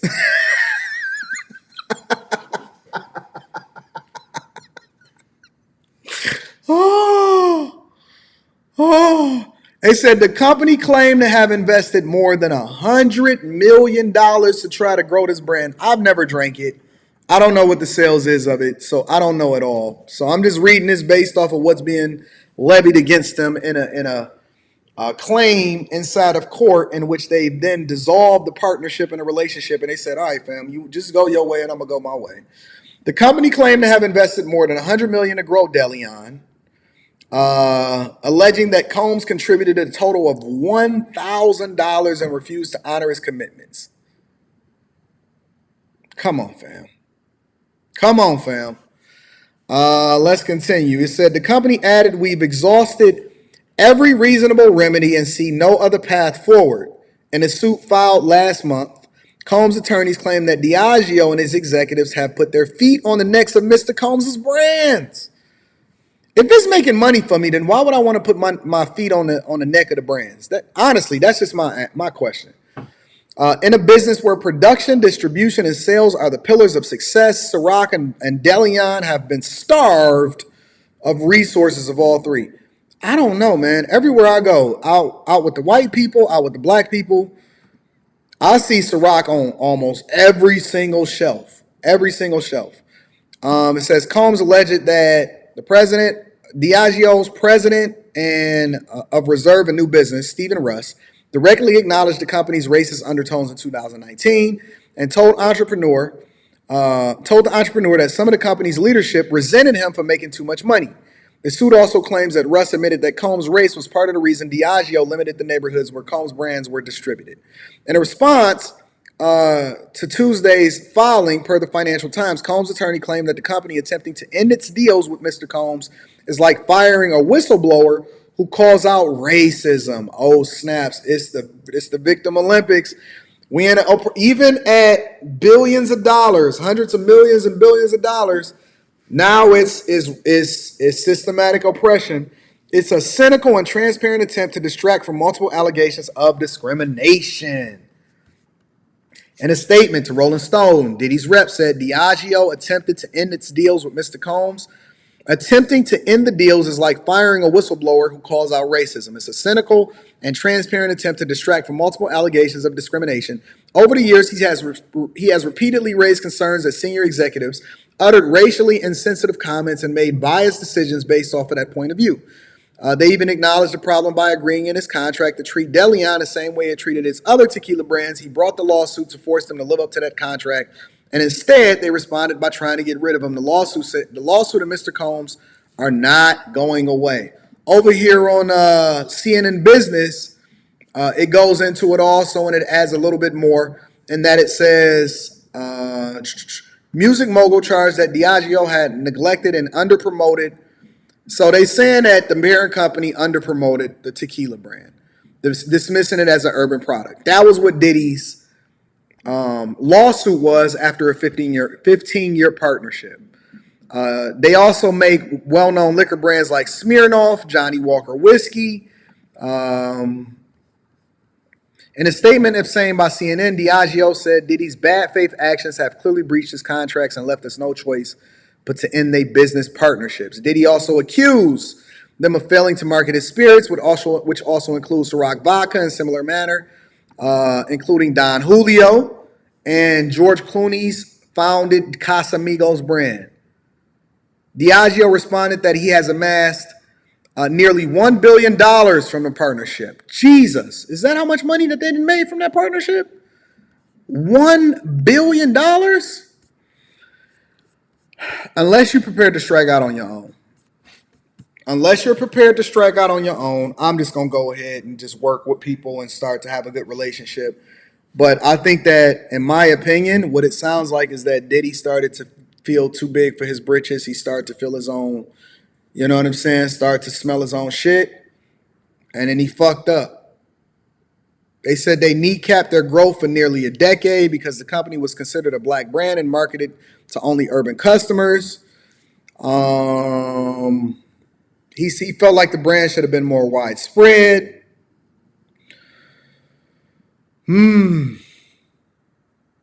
Wow. Yeah, man. I know it's hard for us to make this assumption or for us to have this conversation because it's hard to hold accountable somebody that had made nearly $1 billion from this fucking partnership. But I got two questions. My first question is this the victim Olympics? Is this the oppression Olympics? Actually, I got three questions. B, I thought that you guys wanted to market this or market your products to your own people, that for us, by us, that FUBU motto. And then C, does Diddy actually own Ciroc and then it was distributed by them? Or do they own Ciroc and then Diddy had a piece or a percentage in the company itself? So I'm going to monitor this. I want to continue to have a conversation about it. I'm curious as to how this is going to play out. It's a lot of bags getting through around here. It's a lot of conversations and a lot of bags that's getting thrown out around here. But hopefully Diddy got his money put up. And Jared G said that's racism. Really? You think so? Interesting. Why don't you just sell it directly to consumer? Why don't y'all go independent? Shout out to Crown. Crown says, been back on a grind. The coaching call's open. Send me an email. Crown, AntonDaniels413@gmail.com. And we're going to have that conversation. Also, shout out to Jotties. Says, Ton, when am I going to be on Don't Do Coke in the Bathroom? I'm trying to hang with you in Charleston White. Jotties, what do you mean? What do you mean when you're going to be on Don't Do Coke in the Bathroom? Do you have something specific that you want me to talk to you about? Y'all just going to have to send me an email, fam. Thank you for the super chat, but y'all going to have to send me an email. I'm curious as to what it is that you want to talk about on Don't Do Coke in the Bathroom. But thank you for the super chat, my friend. Slim Tebow is in the building. Says, Bag Chasers, Hoodie A has his back in stock. I'll give y'all an update on that in a little bit. Mr. UFO is in the building. I appreciate you.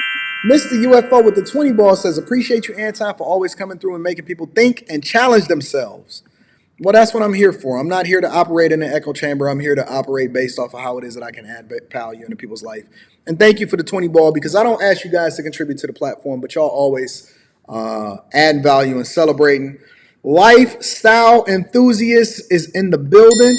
Says 3 Scrum Master positions, all remote, 160K each, bag chasing, Big Unk. See that? They running that checkup.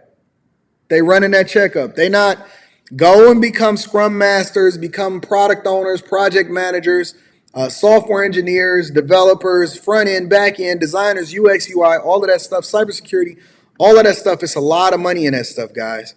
The Parlay Boys podcast says Slim would take 250 M's in a heartbeat. I bet you would. I'm going to come to Prince L-E-N in a minute. Shout out to Philip Sadiq. I appreciate you. Thank you, Philip. You just be coming through and dropping that 10 ball inside of the collection plate. I appreciate you. Oh, man, I'd be so scared to read Jake's stuff. I don't be knowing what I'm getting into. Jake is in the building, says, I've tasted more liquor than anyone in the chat, so I would say bro messed up. Deleon was not the hill to die on. It's not great. Reviews is on my channel. Make sure y'all go over to Jake Fever. He got a liquor channel in which he does very, very good reviews. I love Jake. That Jake is my guy. Jake also sent another super chat. Let me read what Jake is saying real quick. Says the liquor game is super regulated. Direct sales is hard as F. No, y'all want to go direct to consumer? Let Diddy go direct to consumer, or he can keep running in the Victim Olympics. Shout out to Prince L-E-N is in the building. Prince L-E-N says, morning, Mr. Daniels, new bag chaser. This may sound lame, but God keeps telling me to rock with you. You've been speaking highly of my hometown, Pittsburgh. I love Pittsburgh. Pittsburgh is my 3rd favorite city behind Detroit, my hometown, Miami, which I'm in right now, and then Pittsburgh is literally it's like 1C. It's 1A, 1B, and 1C. Pittsburgh is one of my favorite cities of all time. Says, and you just showed a news segment from where I currently live in Spokane. When God speaks, listen. Thank you to Prince L-E-N. Thank you for becoming the Bag Chasers. If y'all not a part of the Bag Chasers, link is in the description as well as pinned to the top of the chat. We run up the checks, we add value, and hopefully we add value into your life. You rock with me. I'm going to make sure that you're taking care of Prince L-E-N, and thank you for being a supporter of the platform, because I don't ask for it, but you guys just absolutely continue to pour into it, so I appreciate you. Omar H is in the building. Says, Anton, you're always spitting facts. I appreciate everything that you do. Thank you, Omar H, because I'm going to be live streaming on the Anton Daniels channel tonight. So after I get done with Revolt, after I get done with the coaching calls, after I get done running out and taking care of business, I'm going to be live streaming on the Anton Daniels channel. So make sure that y'all tune in for that. And thank you to everybody that support the platform. Let's go into the last thing. I want to share this video because I always like this. Well, actually, this is not the last thing. It's the second to the last. All right. So Airbnb. I want to have a conversation about Airbnb. We got 2 more things that we want to go over because a lot of Airbnb owners are crashing out. All right. And when I say crashing out, a lot of times people think that just getting into a business or throwing your money into something or becoming an investor or getting into real estate or going into the Airbnb market. You know what I hate? I'm going to tell you what I hate the most. Shout out to 17, Lord of Fire. I'm going to be reading that super chat shortly. This is what I hate. I hate coming across a meme or video where people are giving you a 10 or 15 second view and why you should hurry up and throw all of your money into something without adding any additional context that go along with it. I hate it. I hate it. I can't stand when people tell y'all to just hurry up and get into real estate because this is all of the business, when they're not giving you the context behind it. There's a lot of different ways in which you can either make money or lose everything that you've ever had put up. They tell y'all to tap into y'all 401k, get a loan, go into it. They got this program. You ain't got to give nothing down. They got this other thing where you can only put 3.5% down. Then they didn't tell you got to pay PMI. They didn't tell you not to buy in that particular location. They didn't tell you don't go and buy things sight unseen. They didn't tell you how it was that you're going to have to vet effectively as far as finding the right renters. They didn't tell you the difference between, of whether or not you're going to be. A lot of people was over there watching House Hunters 10 years ago, and then all of a sudden they wanted to become a flipper, or they was watching Flip This House, and then after that, next thing you know, everybody is trying to flip that house. They didn't tell you what the interest rates was going to be on those hard money loans. They didn't tell you that you was going to have to carry that property during the pandemic. They didn't tell you all of what's happening over in Florida. Oh, the insurers was pulling out, and it's going to be very difficult to find a right insurer that can also provide flood insurance. You was going to have to go with Citizens and your homeowners association fees, and that you was going to have to pay that, redo that roof. And they didn't tell you none of this. All they told you is they just told you to get in, house hack. And now you fucked up. And you don't want to say it out loud. Yeah, I'm fucked up out here, because nobody wants to admit that they fucked up. Don't nobody want to talk about the fact that they messed up. Man, hurry up and get an Airbnb. You went and got an Airbnb in the area and went and bought a crib so you can Airbnb it out, and ain't nobody doing no bookings. You don't know how to do a comparative analysis. You don't really understand your market. You don't understand nothing. You just ran and jumped into it. It's a lot of people that fail in business every single day because they listen to a 15 fucking second clip on Instagram or TikTok about how it is that they need to do it. Meanwhile, the person that's telling you to go and get in the Airbnb business, they don't even make no money from Airbnb. They just selling courses. The person that tells you to go and jump into real estate, they don't own no real estate. They selling you a course on how it is that you can make money from real estate. And it ain't nothing wrong with a course. Courses is cool. Information is dope. Videos is cool. However it is that all of that stuff is cool. But again, I want the people that's giving it advice, whether you're talking about relationships, I want you to have some experience with relationships. The dumbest thing that I've ever seen in my life is a 23-year-old life coach. It's like you ain't lived life. You got to be a minimum age to be the president of the United States. That means you got to have a certain level of experience. You ain't lived life. Peaches, what was your question? You said I ignored your question. What's your question, Peaches? I didn't see a super chat. I only see, I try to only answer certain things. Anton, are you familiar with King Randall? He made a school for young boys and the school was vandalized. I'm not. Peaches, send me that in the email and I'll check it out. Anton Daniels 413@gmail.com. Anton Daniels 413@gmail.com. Send me that and then I'll check it out. I didn't ignore your question. I just didn't see it, babe. Because I was going in on these people that give relationship advice. They life coaches. They only 23 fucking years old. And they telling you how it is that you can be married or not be married. People ain't never, ever, ever owned a piece of real estate. They ain't never owned a piece of real estate, but they telling you to get into the real estate business and they sold you. All of these people got the sauce, but ain't nobody actually got the sauce or made no money from it. And I think that people should get paid for good advice. I think that they should be compensated accordingly. I think that it's cool to get courses that actually add value into your life. But for the people that ain't never actually own no shit, how is it that they gonna give you insight and information on how it is that you need to do it and they ain't never did it? People be trying to hold me accountable all the time and they say, how you gonna give us marriage advice and you've been married for the last 19 years? Hop on, who is this nigga? You know what I'm saying? But yeah, S. Chanel, send me that email and I'll check it out. I want to play a quick video of a guy that I think that probably summarized what's going on in the Airbnb industry. And it's not that the Airbnb industry is going astronomically like kapooey, but it does mean that there's a lot of weeping and gnashing of the teeth, and it's a lot of people suffering and losing their investments because they didn't understand the market. They don't know that the real estate market is a roller coaster. It's a roller coaster, and if you're not prepared for it, then you're not going to be successful in it. But I want to share this video really quickly.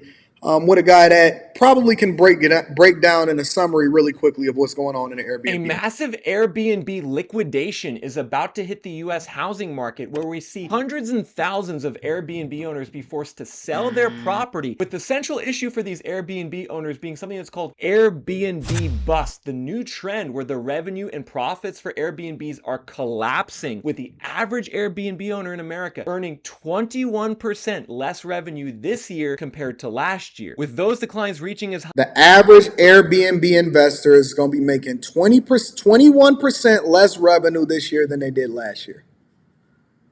21% less revenue this year than they did last year. Do you know how huge of a drop it is of 21% in your business, especially when you're banking on that in order to be able to run up the check? Especially when you're banking on it in order to be able to run up a check. 21% drop in your business is massive. High as 50% in certain cities. A situation that's going to cause a flood of inventory onto the housing market, because we're in a very interesting situation right now in America, where the number of rentals on Airbnb and Vrbo totals nearly 1 million, according to data from All the Rooms. That's 65% higher than the number of homes for sale, according to Realtor.com. Now, that graph probably looks discouraging to a lot of you home buyers out there to see that so many of the houses that you could have bought over the last couple of years ended up as an Airbnb. However, we're going to see the reverse of that. A lot of times what I see people do also in this industry is I see people get into the Airbnb industry because they wasn't really cut out for long-term real estate investing, right? And so, or I see the reverse, right? So this is what I see a lot of times that's happening from the people in the industry, right? And I get these coaching calls and I get conversations from different people. And, we meet and we strategize and things like that. So I'll see this. First, people will say, well, I'm about to get an Airbnb in this particular area because I can make way more money if I keep it rented out. They don't understand the market. They don't understand that it's not going to be rented out. Honey, you can actually turn that air down a little bit.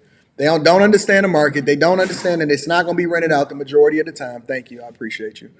And so as a result, they switch over from trying to do Airbnb to just having a long-term rental because they trying to save their ass and they can't handle the carrying costs that go along with it, right? And so then when they start losing the property, they start trying to bring in partners and all of this other type of stuff, and it's all a reactionary situation, right? So I either see people that go into it from a long-term rental that can't find no tenants or can't find anybody that stick around, or they'll try to go into an area where they can try to rent it out to a traveling nurse or something like that. And then they try to pivot over to be an Airbnb owner, and they don't understand the game. They don't understand the pictures. They don't understand the fees. They don't understand the cleaning. They don't understand how to find cleaners. They don't understand the maintenance. They don't understand who's going to break their stuff.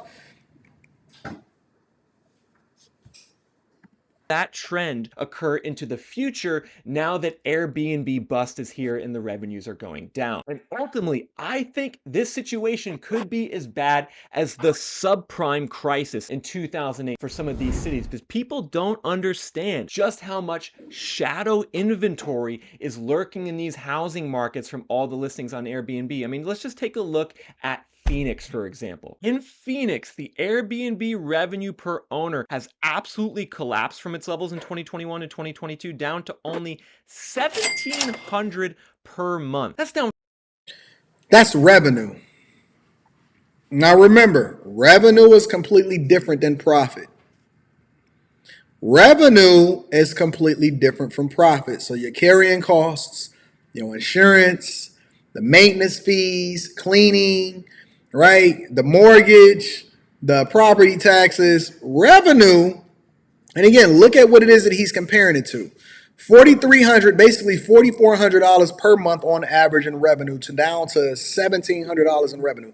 And then you got peak seasons, because a lot of times people are going to make more in a specific area if they got Coachella or, all of this other type of stuff.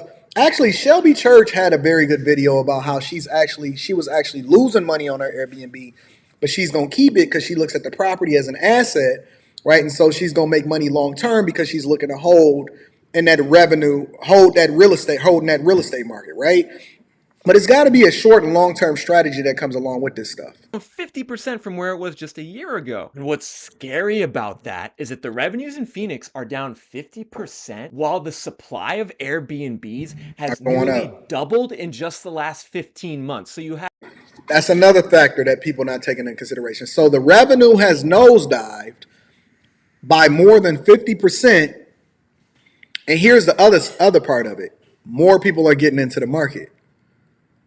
So now you got more competition because it's not just you. You're not the only available place for people to be able to rent out, right? A lot of times when I take these trips, right, and I come out to Miami or I go over to Tampa or I shoot over to Dallas and all of this other type of stuff, a lot of times I'm able to get the same place over and over again. And y'all see me in Dallas and I be on a rooftop. So I usually pick between 3 different places that I got on my save list that I'll usually get in Dallas, right? And most of the time, if I'm booking there, a lot of times I'll book like 1 or 2 days before I have to actually run out because it'll be a spirit of moment trip that I have to take really, really quickly. And so depending on the type of trip that I take or depending on how many points that I've amassed from my Marriott, right, or that we can translate over from the Chase Sapphire, I might get a free hotel, or actually I prefer to stay in hotels.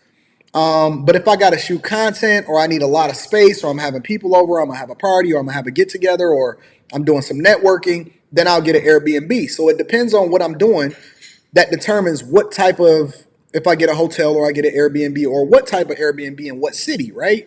But a lot of times what I'm noticing now lately is that I'm getting a lot of deals for a lot of nice places. And the reason that I'm getting a lot of deals for a lot of these nice places is because the demand is not there. And even when the demand is there, the supply is way overwhelming, right? It's like Miami, right? A lot of women come over here. A lot of these chicks has come over to get these BBLs. A lot of these chicks has come over here to party in Miami. And a lot of times they come in the spring, the summer, and the fall, right? Most of them can't afford to travel in the winter. The winter is the time that you actually want to be in Miami the most because it's 80 degrees on fucking Christmas a lot of times. So if you look at the bookings around New Year's, the prices shoot up. Everybody is on vacation. Everybody is on Christmas break. Everybody is trying to come down to Miami because it's got the best weather outside of Hawaii in the United States of America. Hawaii is like a gajillion hour flight. You got to take multiple different flights depending on where you're flying from. So a lot of people come down to Miami or they come down to Southern Florida in order to celebrate or go on their family vacation. Some people go up to Disney World and go to Orlando or whatever, right? So the availability is going down and that's where you make the majority of your nut. That's how you make the majority of your profit, right? But like right now, right? And we about to start going into hurricane season. It's got a glut of supply, which means even more people are trying to buy real estate down here in order to be able to turn it into an Airbnb, or more people are buying real estate and then they're using this as a vacation property, which means that they're going to try to Airbnb it out during the time that they're not here so that they can try to cover the costs and hold on to the property and then use it when they want to. And so as a result, you got more supply coming on, less demand, especially during times that it's not peak season and people are losing their ass. People are getting themselves killed in the Airbnb market. All of these people in Phoenix and so many other cities in America over the last 2 years who said to themselves, hey, it would be fun to own an Airbnb. So they bought a property on Airbnb or they decided to list their house on Airbnb instead of selling it. The result was that the yellow line, the Airbnb supply went from around 9,000 in late 2021 to 18,000 today. At the double Airbnb supply.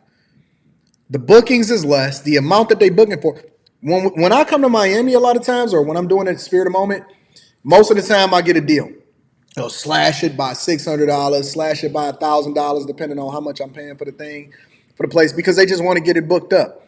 A place that's filled is better than a place that's emptied, even if you can get a little bit of money as a result of it.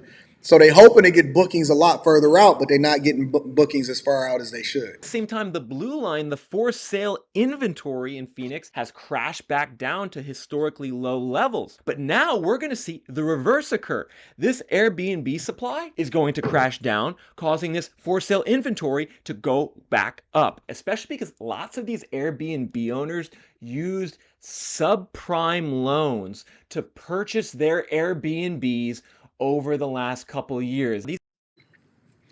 If you ever have to get into something or get into a market based off of subprime loans or hard money loans and you using that in order to finance what it is that you have going on, the only time that I've seen people, and I don't suggest people use hard money loans at all. I know that that's a recommendation because people think that access to money is the only thing that matters, but they don't understand that they got to pay that money back at a high interest rate. And if you can't move that property, then you're going to be asked out and you're going to be getting your ass kicked, right? I don't ever suggest hard money loans. The only time that I advocate for people to use hard money is when they're gonna get in and get out really, really quickly, so they don't have to pay the interest on that, but still be able to finish the product. But you got to know that you actually gonna move that thing and you're not gonna be carrying it for a long time, right? Otherwise, you're just gonna have to get your money up. But the other side of this is, if you are taking out a subprime loan in order to be able to get into a market, you should not be in that market. And then you can make the adjustment. And once you get your money up, you're gonna realize you didn't even want that in the first place. Subprime loans is a clear indicator that there's about to be a gnashing of the teeth.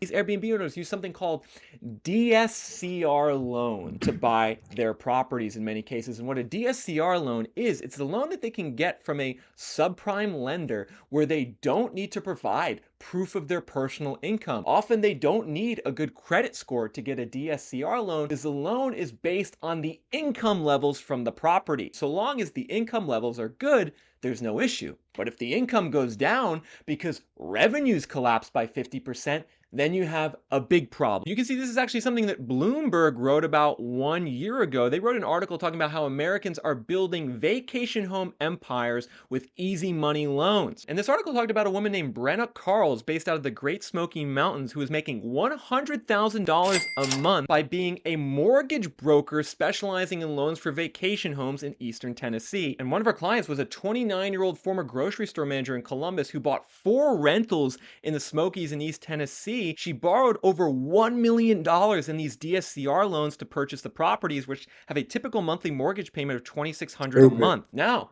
all that debt and those high mortgage payments to buy the vacation rentals wasn't a big deal a year ago because the revenues were still good. However, now in a place like East Tennessee, the revenues have absolutely crashed, especially in Sevierville, where the revenues are down 48% year over year. In Asheville in North Carolina, they're down 43% year over year. You can see that even in Nashville, the Airbnb revenues are down 39% year over year. And so this is a freight train that's coming for certain housing markets in America. This is no joke. And I'm going to show you guys later in this video the cities that are going to get hit hardest here, where the Airbnb bust is worst and where we're going to see the most forced selling and the biggest home price declines as a result. But first, I want to actually properly set your expectations.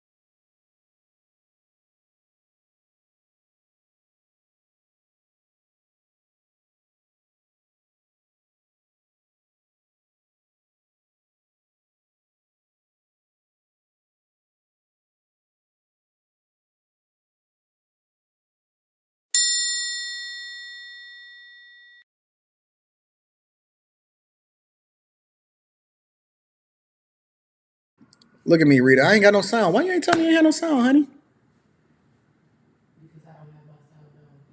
Oh, my bad. Shout out to the people in the chat showing me that I ain't had no sound. Hold on. Let me go back to my super chat that I wanted to read from 17 Lord of Fire. I gotta acknowledge him one more time. Shout out to 17 Lord of Fire. I appreciate you. Says, thanks for all that you do. Definitely love your mentoring. Hope you can eventually come to San Diego. I'm gonna go and check out San Diego one day. I heard that it was actually like one of the third best places to visit as far as weather-wise behind Hawaii and Miami in the wintertime. So we might have to go and check out San Diego. Also, let me give a shout out to another super chat. Hold on one second. Mrs. Crow T. Shetty is in the building. Thank you to Miss Crow T. Shetty. Says, sent me the super sticker. Thank you, Miss Crow T. Shetty. I appreciate you for rocking out with me. I'll be looking for my chick to hold me down, but she be listening to me in real time, but she watching it on her own computer while she chilling and having a good time here in Miami. Let me tap into one more thing before we get up out of here. I want to share something with you guys really quickly, because there's a difference between how much you make and net worth. It's a lot of people that generate a lot of revenue. Alex Tyson, I appreciate you. I'm gonna be reading that super chat very shortly. It's a big difference between how much you generate in revenue versus how much your net worth is. Most people don't even know how to calculate their net worth. I'll tell you that. Most people have no clue how to calculate their net worth.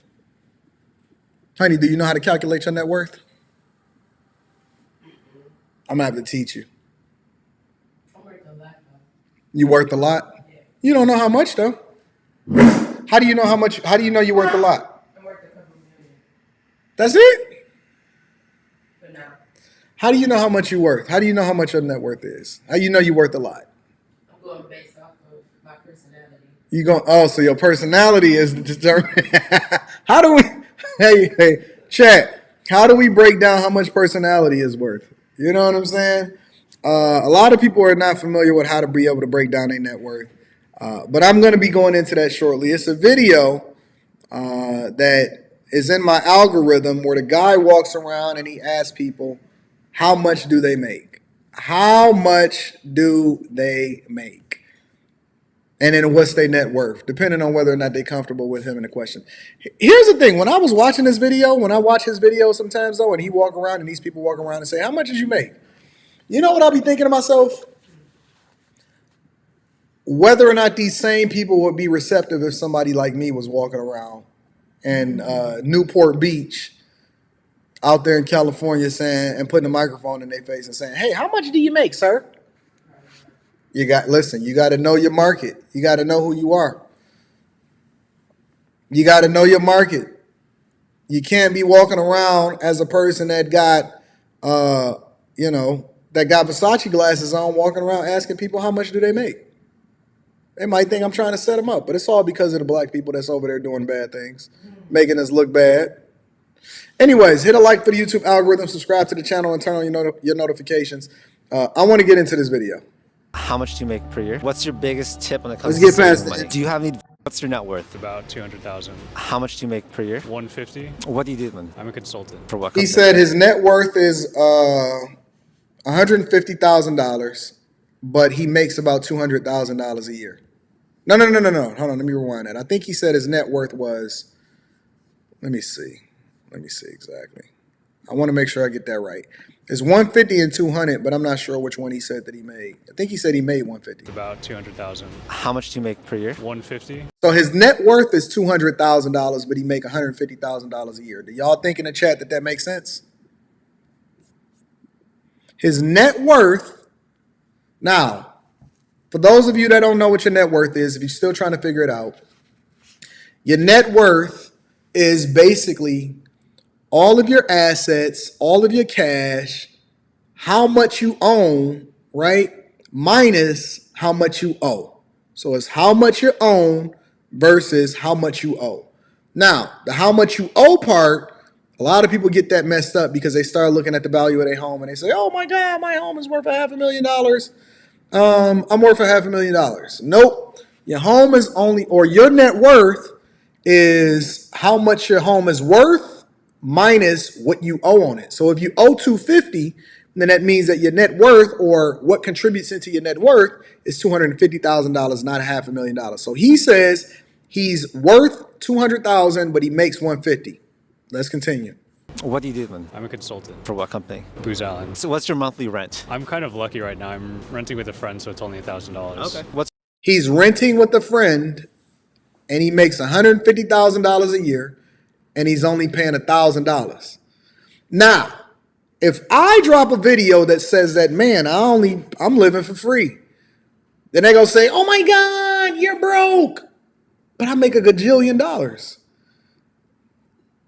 It's about keeping money. It's not about, or keeping assets, or putting your money into assets, or being able to deploy your resources while lowering what it costs you in order to maintain a lifestyle. That is the life hack. Make a lot of fucking money and don't increase your lifestyle, and then you'll be rich forever. You'll be taken care of forever. You don't need to be able to prove anything to anybody in order for you to be able to live the lifestyle that you want.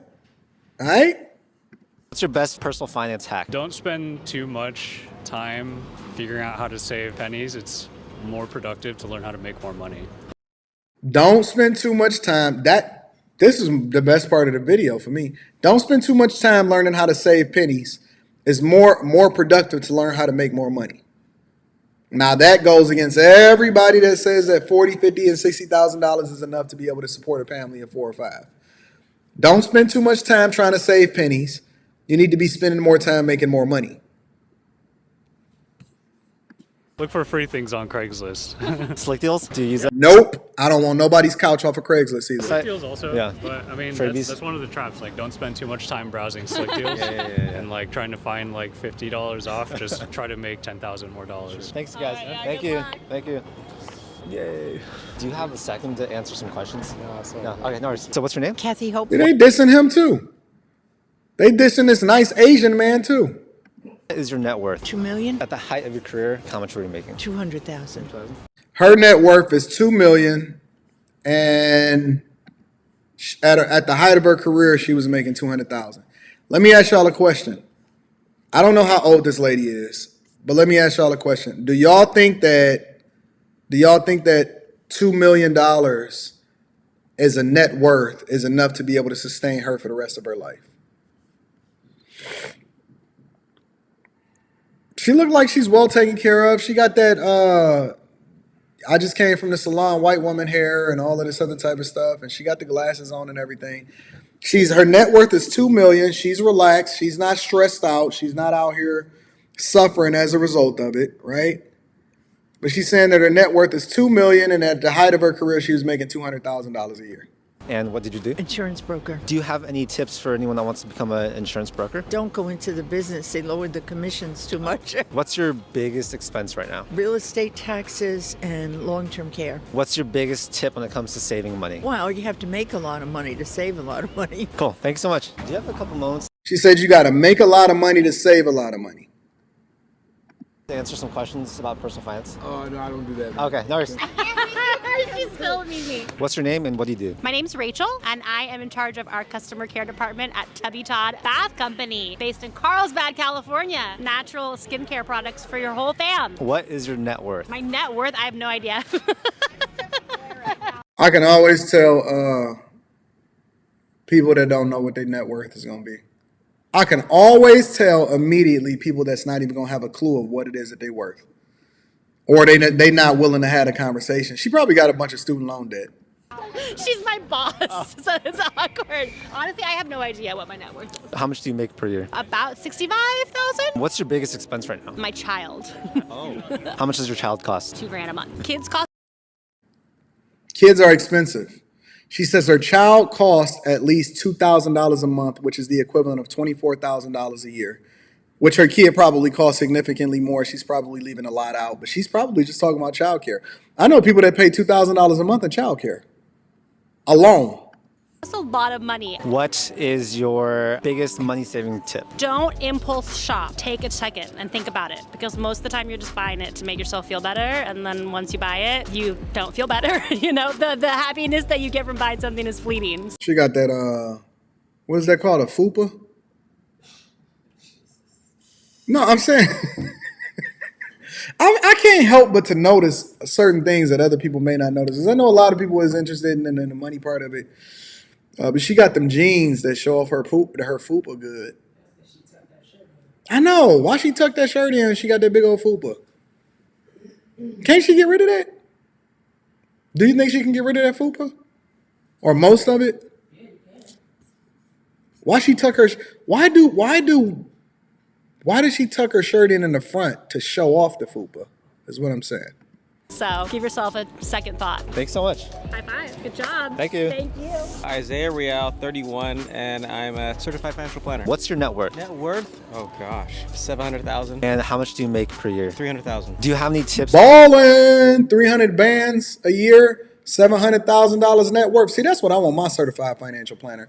You should have a requirement of being able to meet an expectation of what your life like before you can tell somebody else how to plan their life. For people that want to be able to make like a high income like that? Don't have debt. If you want to start a business, just take the risk. And what's your biggest personal finance hack for like saving money? Dollar cost average. Just invest monies and let it do its thing. I agree. A lot of people don't understand what dollar cost averaging is. So dollar cost averaging is basically you take a percentage of what it is that you're going to invest every month and you make that investment instead of trying to time the market.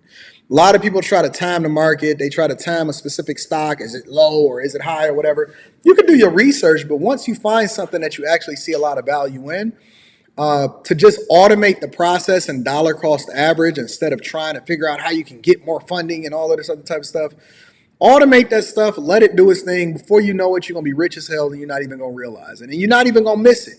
It's almost like the taxes that come out of your check. You start to adjust and you just expect for that to be that. Do the same thing when it comes to your investments. Do the same thing when it comes to investing in yourself. We even got a, Rita don't know this, but we even got a travel budget. What do you think that our monthly travel budget is? If you had to guess. 10,000. That's a really good guess. It's very close. You are very, very close. That's a good guess. Now, obviously, some months we go way more than that. But on a regular basis, I expect to spend about $10,000 a month on travel. Actually, I probably bust that out way more often because I wind up having to travel for 2 or 3. And then when you throw Leslie in there, Leslie is not included in that. Yeah, Leslie got a fucking Kirk. Leslie probably spend more than $10,000 a month traveling. What's your biggest expense right now? Our wedding. What? How much is your wedding going to cost? 45,000. Wow. This dude is about to spend $45,000 on a wedding to a regular chick that's sitting right next to him. Don't do it. Come over to Anton from AntonDaniels.com. Let me tell you exactly how much you need to spend on your wedding when you get married. Don't spend a huge portion of your net worth. He trying to spend 6% of his net worth on a wedding. $45,000 for a wedding? That's not even including the ring, I'm sure. Jesus Christ. Okay, don't get married, you guys. That's very expensive. Thank you so much. Thank you. My name is Greg Perez. I am 34 and I am a budget analyst. What is your net worth? Let's say 120,000. And how much do you make per year? 70,000. Everybody get money. Everybody make over 6 figures. And again, it's a difference between making $100,000 and $500,000 and $999,000 a year. What's currently your biggest expense? Our mortgage. How much is your mortgage? About $2,000 a month. What's the most expensive thing that you own? Our car. And how much is that? $25,000. Thanks so much. Yeah. My name's Ashley Adams. I'm 30 years old and I'm a I could tell you, Ashley, I don't know, she might know her net worth, but Ashley probably is not going to know her net worth at all. Ashley probably is like a teacher. I'm sure she probably, if I had to guess, I'm going to start guessing these people before because I haven't seen this part going forward in the video. If I had to guess, I'd tell you that Ashley probably makes less than $100,000 a year and she does not know her net worth. graphic designer and artist. What is your net worth? Oh, she a graphic designer. She probably make more than $100,000 a year. If she work in tech and information technology, especially out there in California, she probably make over 100 now. I don't know. How much money do you I was right. She don't know her net worth. make per year? 95,000. Do you have any tips for anyone that wants So she make just under 100. to get into graphic design? I would say pursue a higher education, so get your MFA in design, and then really network with professionals and try to build up your portfolio. What's your biggest personal finance tip for saving money? Ooh, definitely budget and save more than you think you need. She don't even know her net worth though. So how's she gonna give tips? What's your current biggest expense right now? I would say either HERM, so emergency vet bills, because Shout out to all of the black women that love dogs. Women love dogs and puppies. I've seen even some people that I never thought in my life ever was gonna ever have a dog sat there and had a dog scooting up on a carpet like this, scratching their butt right after they get done boo-booing. I've seen some people I never thought in my life that would get a dog, and they dog is over there scratching their butt on the carpet. I'm like, get that fucking thing away from me. she's a senior dog. And my car payment What's your car payment? with insurance is about $500. Thank you so much. Thank you. My name is Mustafa. I'm 38, and I'm a technology CEO for a company in Irvine, California. What's Mustafa? I'm about to change my name to Mustafa. the company called? It's called Zoom Transportation. We're like an app that connects trucking companies with shippers on an automated platform. What's your He probably don't even pay himself anything, but his net worth is out of fucking control. biggest personal finance hack? Diversify. Like in terms of investments or? Yeah, you always want to diversify. You want to put a little bit of your money into precious metals, into digital currency, into stocks, invest in companies, and then also invest in real estate, and then keep some in cash. Okay. What advice would you have for aspiring entrepreneurs? Don't wait too long and start, chase your dreams, and think of the craziest thing you can do and go for it. Amazing. Cool. Thank you so much. Mike. He never said exactly how much he made. Which tells me that he make a lot of fucking money, because he never said what he made. Michael was a millionaire. I can already tell Mike. Listen, I'm stereotyping right now. Michael is a millionaire, and he probably makes $500,000 a year. Michael Johnson. I'm in commercial real estate. And his name is Basic Michael Johnson. And he in commercial real estate. He probably. Nah, I don't know. He probably don't pay himself. He probably pay himself about $250,000 a year, depending on if he married or not. But he said he in commercial real estate. His net worth is probably $5 million, and he pay himself $250,000 a year. Because your net worth is not based off how much you pay yourself. It's how much you own, right? What is your net worth? It's hard to say, but over 4 million maybe. How much do you My stereotyping skills is right. I don't know why people say you shouldn't stereotype. make per year? Well, it depends. It all varies every year. So usually 500 to 600. Okay, so I was off on that. I should have said $500,000 at first, but then I went down to $250,000. But I should have said $500,000. Do you have any advice for anyone that wants to get into commercial real This dude said he made between $500,000 and $600,000. That means he's basically paying himself about $50,000 a month. That's pretty good. That's excellent. I don't know how excellent it is out there in Newport Beach, California, but it's pretty excellent. You just have to work really, really hard and make a lot of calls. You make calls, then it's not as hard. If you don't make calls, it's very difficult. And being persistent, which is really any job. What's your biggest tip for saving money? I think you just need to save as much as you can and buy things that you can't spend. What is your current biggest expense right now? Probably the kids' Buy things that you can't spend, meaning assets. education, food. How much is your rent? He's willing to invest the majority. His biggest expense is his child's education. You don't hear that in our communities. You don't hear that in our culture. You would get a chick that make $250,000 a year, and so her biggest expense is her Chanel bags or whatever, and her kids go to the hood school. They won't invest in their kids' education. Their kid is going to be taking out student loans, right? But you won't see a chick that's investing in the education. Or mortgage. My house is paid off. Any advice for aspiring entrepreneurs? House is paid off. Just immerse yourself. Like, you have to work hard. The majority of these people's net worth be tied up in their houses too. So I bet you the majority of his net worth is tied up in his house. That's why his net worth is $45 million out there in California. Than everybody else. It's harder to do than you can say, but you just have to learn and take advantage, and sometimes opportunities will show up because you're working hard. Awesome. Thank you so much. My name is Michael Torres. I'm 28 and I work in sales for software. He got to make over $100,000 a year. If he's working in sales, well, let me see. Software company. If he is sales in a software company, then he probably make about $150,000 a year. He's very soft-spoken, though. He probably make 150. His net worth, I would guess, is probably close to maybe $500,000. What's your biggest personal finance hack? You live below your means. And how do you do that? Being smart with your money and what you make decisions with it. So what do you invest your money in? Spiritual health. Oh, he's the Eric Benet type. He's a earthy guy. Spiritual health, family. Probably he's into astrology, but apparently he's not saying how much he makes. So some of these people apparently is not saying how much they make. Family, how I spend my time. Thank you so much. Thanks, Charlie. Thank you. Cheers, man. My name is Paul. I'm going to be 80 years old, and Paul is loaded. Paul at 80, and he got his glasses. He got his glasses hanging around his neck like that. Whatever no, them ain't glasses. Are those? What is those? Paul is 80, and he moves slow, and he got white hair, and he got on them dad jeans. Paul is fucking loaded. I guarantee you Paul is loaded. Paul probably if he's 80, then he's probably retired. But most of these guys still work. So he's probably making at least still $250,000 a year. But I would say Paul is worth at least $5 million. At least. On the low end, 5, but I'm going to just go with 5. I'm in real estate investments. First of all, and he in real estate investment? Net worth is crazy. Look fantastic for being 80. Thank you. Do you have any advice for anyone that wants to get into real estate investing? Yeah, get into real estate investments. Is it the best thing you've ever done? Yeah, real estate is the ideal investment. IDEAL. I is for income, D is for depreciation, E is for equity buildup, A is for appreciation, and L is for leverage. Oh, snaps. Paul just gave y'all the life hack right there. Real estate, it generates income. Depreciation is the amount that you can write off in order to be able to lower your tax burden. A lot of people ain't up on that.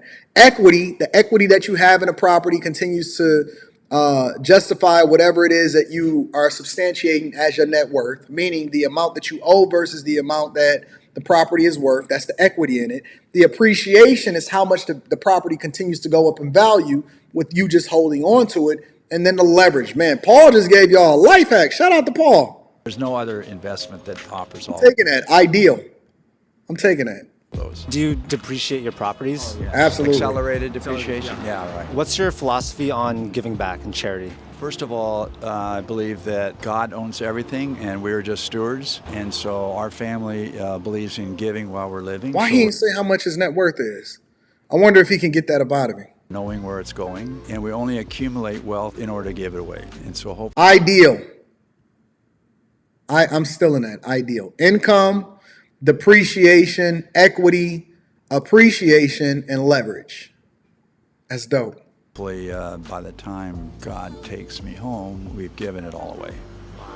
That's amazing. That's dope. And actually, giving is more fulfilling than accumulation. Most schools teach people how to accumulate wealth, but not how to deploy it for good and for high impact. Thank you so much. Yeah. Thank you.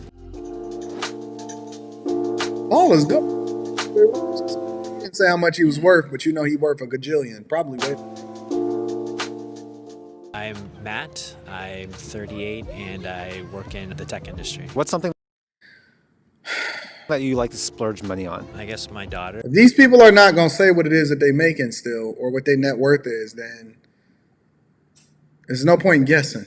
Does money equal happiness? I don't think so, no. What has been the best Lies. Money does equal happiness. investments you've made to date? I think traveling, spending time with friends and family. Do you have any advice for younger In order to be able to travel and spend time with friends and family, you're going to have to make some money. people that want to get into tech? Maybe don't be afraid to reach out to people for help. Sometimes that can be kind of intimidating or scary. Thank you so much. Yeah. That's Venice Beach. Oh no, that's Newport Beach.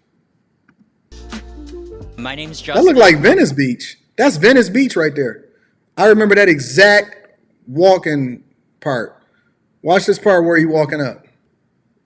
That is Venice Beach right there. Check this out, Rita. No, I know. It's about to show. That's definitely Venice Beach. I walked literally up that exact same pathway. Make sure it's live, too.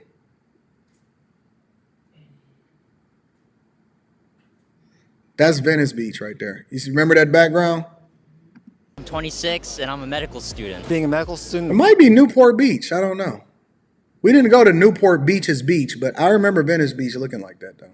What is your net worth? Negative 250,000. Do you want to get into medicine for yourself or because of your parents? Wait. What is this guy See doing? myself do. What is your net worth? My name's Justin. I'm 26 and I'm a medical student. Oh, that's okay. Justin is going to get the bag. Justin is going to pay that off within 2 years of graduating from medical school. He going to pay that whole thing off.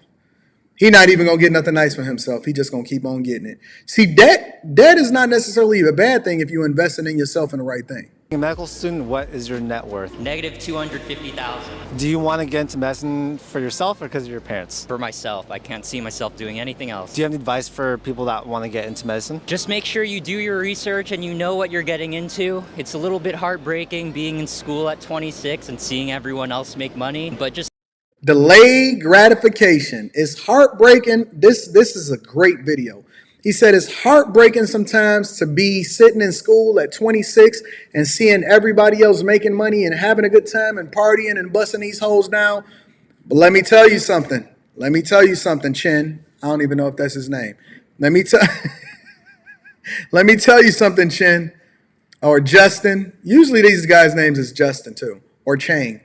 Let me tell you something, Justin. The girls is dissing you now, but they ain't gonna have an opportunity to get with you later, big dog. Stay on your game. Stay on your hustle, big dog.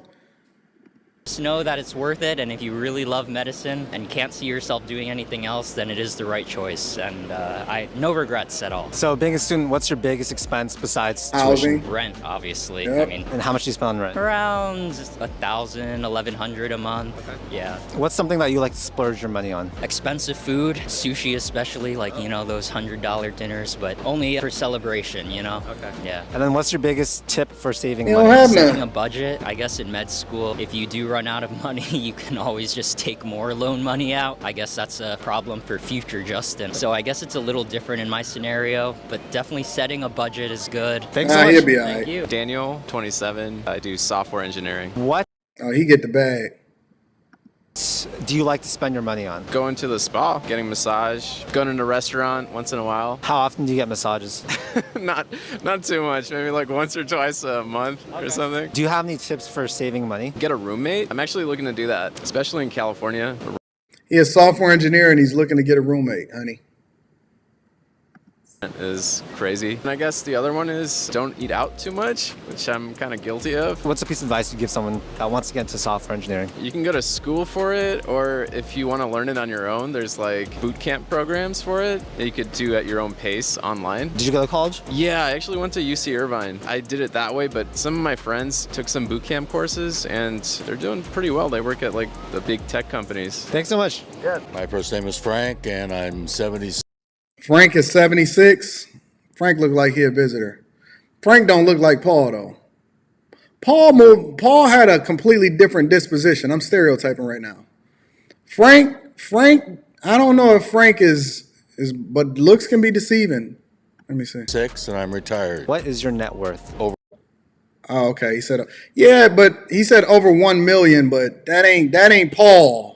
You know what I'm saying? Paul had a completely different thing, but Frank probably worked all right. He got over $1 million. I don't know if that's gonna last him for the rest of his life though. Over $1 million. Do you have any advice for people that want to become millionaires? Manage your money and know what you're doing and be smart. What's your biggest expense right now? My gorgeous girlfriend. What is the... This nigga said my girlfriend. Well, Frank is smart in that way, and then he's not married. The best thing you've bought in the last 5 years? His gorgeous girlfriend is the best thing he's bought in the last 5 years. Probably my Jeep Grand Cherokee. Do you have any tips for saving money? No, use your head and think twice and act once. Thanks so much. My pleasure. Thanks for your time. Thank you. Richard, you know who I am? I'm 70 and I'm retired. These guys all of these guys are 70. What is your net worth? Is he an Asian guy? Maybe 3 million. 2 million. What did you do? He said he had 2 million.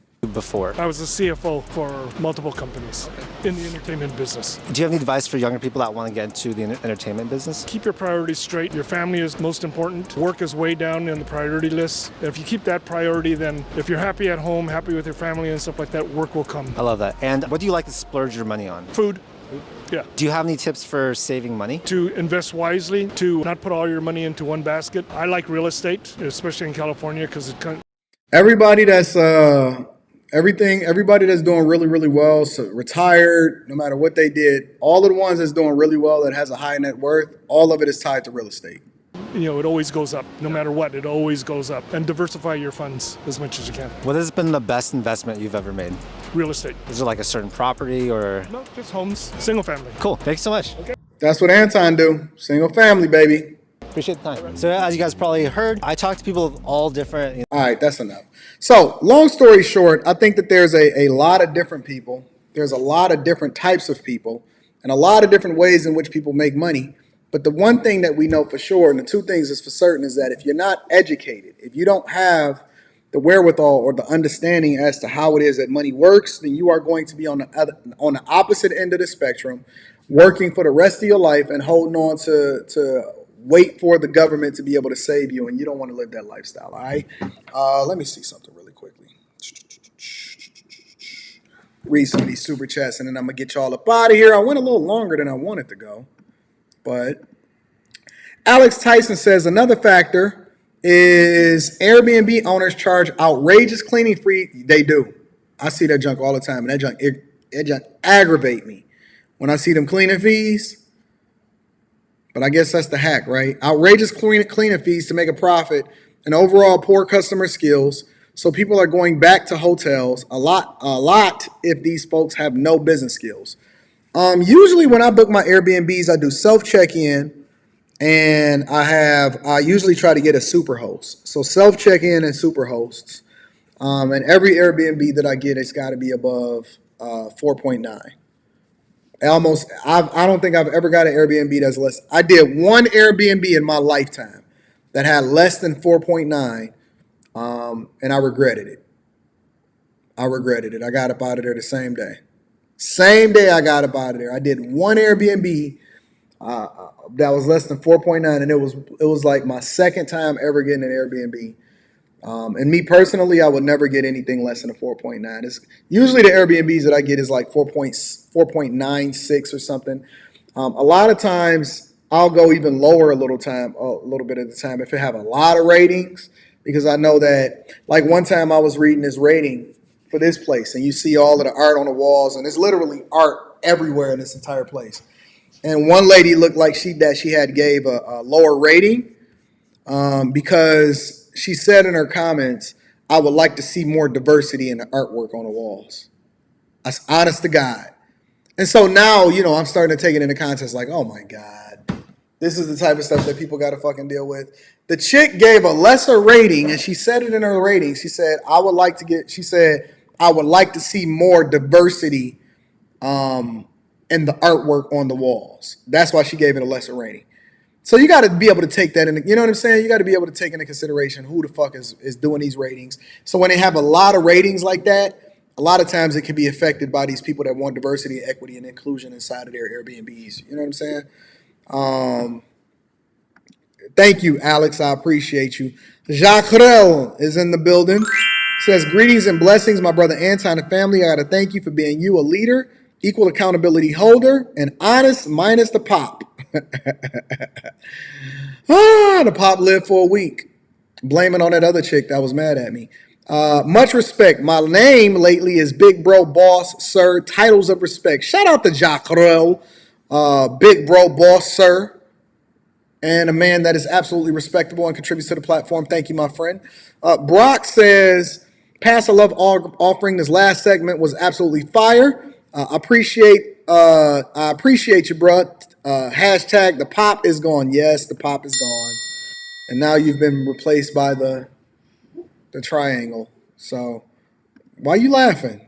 It's your fault that the pop is gone in the first place. Laterals. I appreciate you. Says, Anton, do you consider leased property that generate income an asset?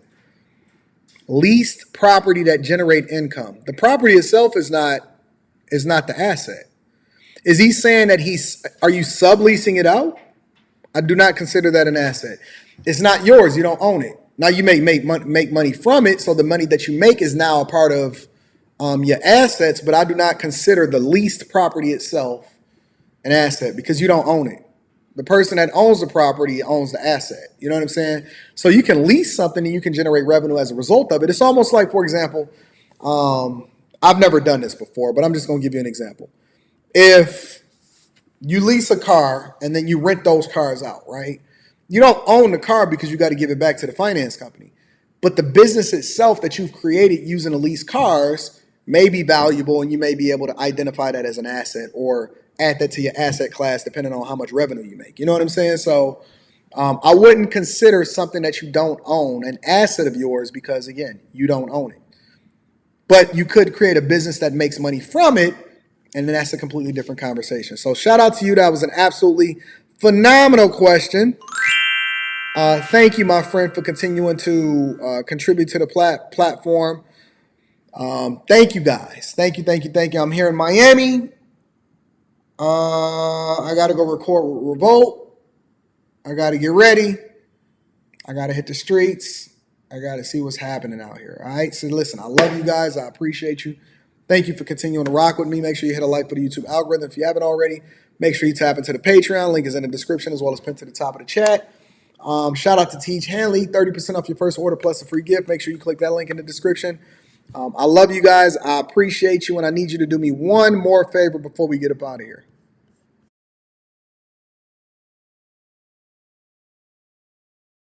I tried to keep it super positive, this other type of stuff. So we switched it up today. We tried to keep it a little bit more productive, a little bit more positive. We tried to take care of business, and hopefully we gave you a little bit of the entertainment, but we wanted to add as much value into you as possible. I love you. I appreciate you. Make sure you hit a like for the YouTube algorithm on your way out, and make sure you share this with your friends and family. I'm out. Peace.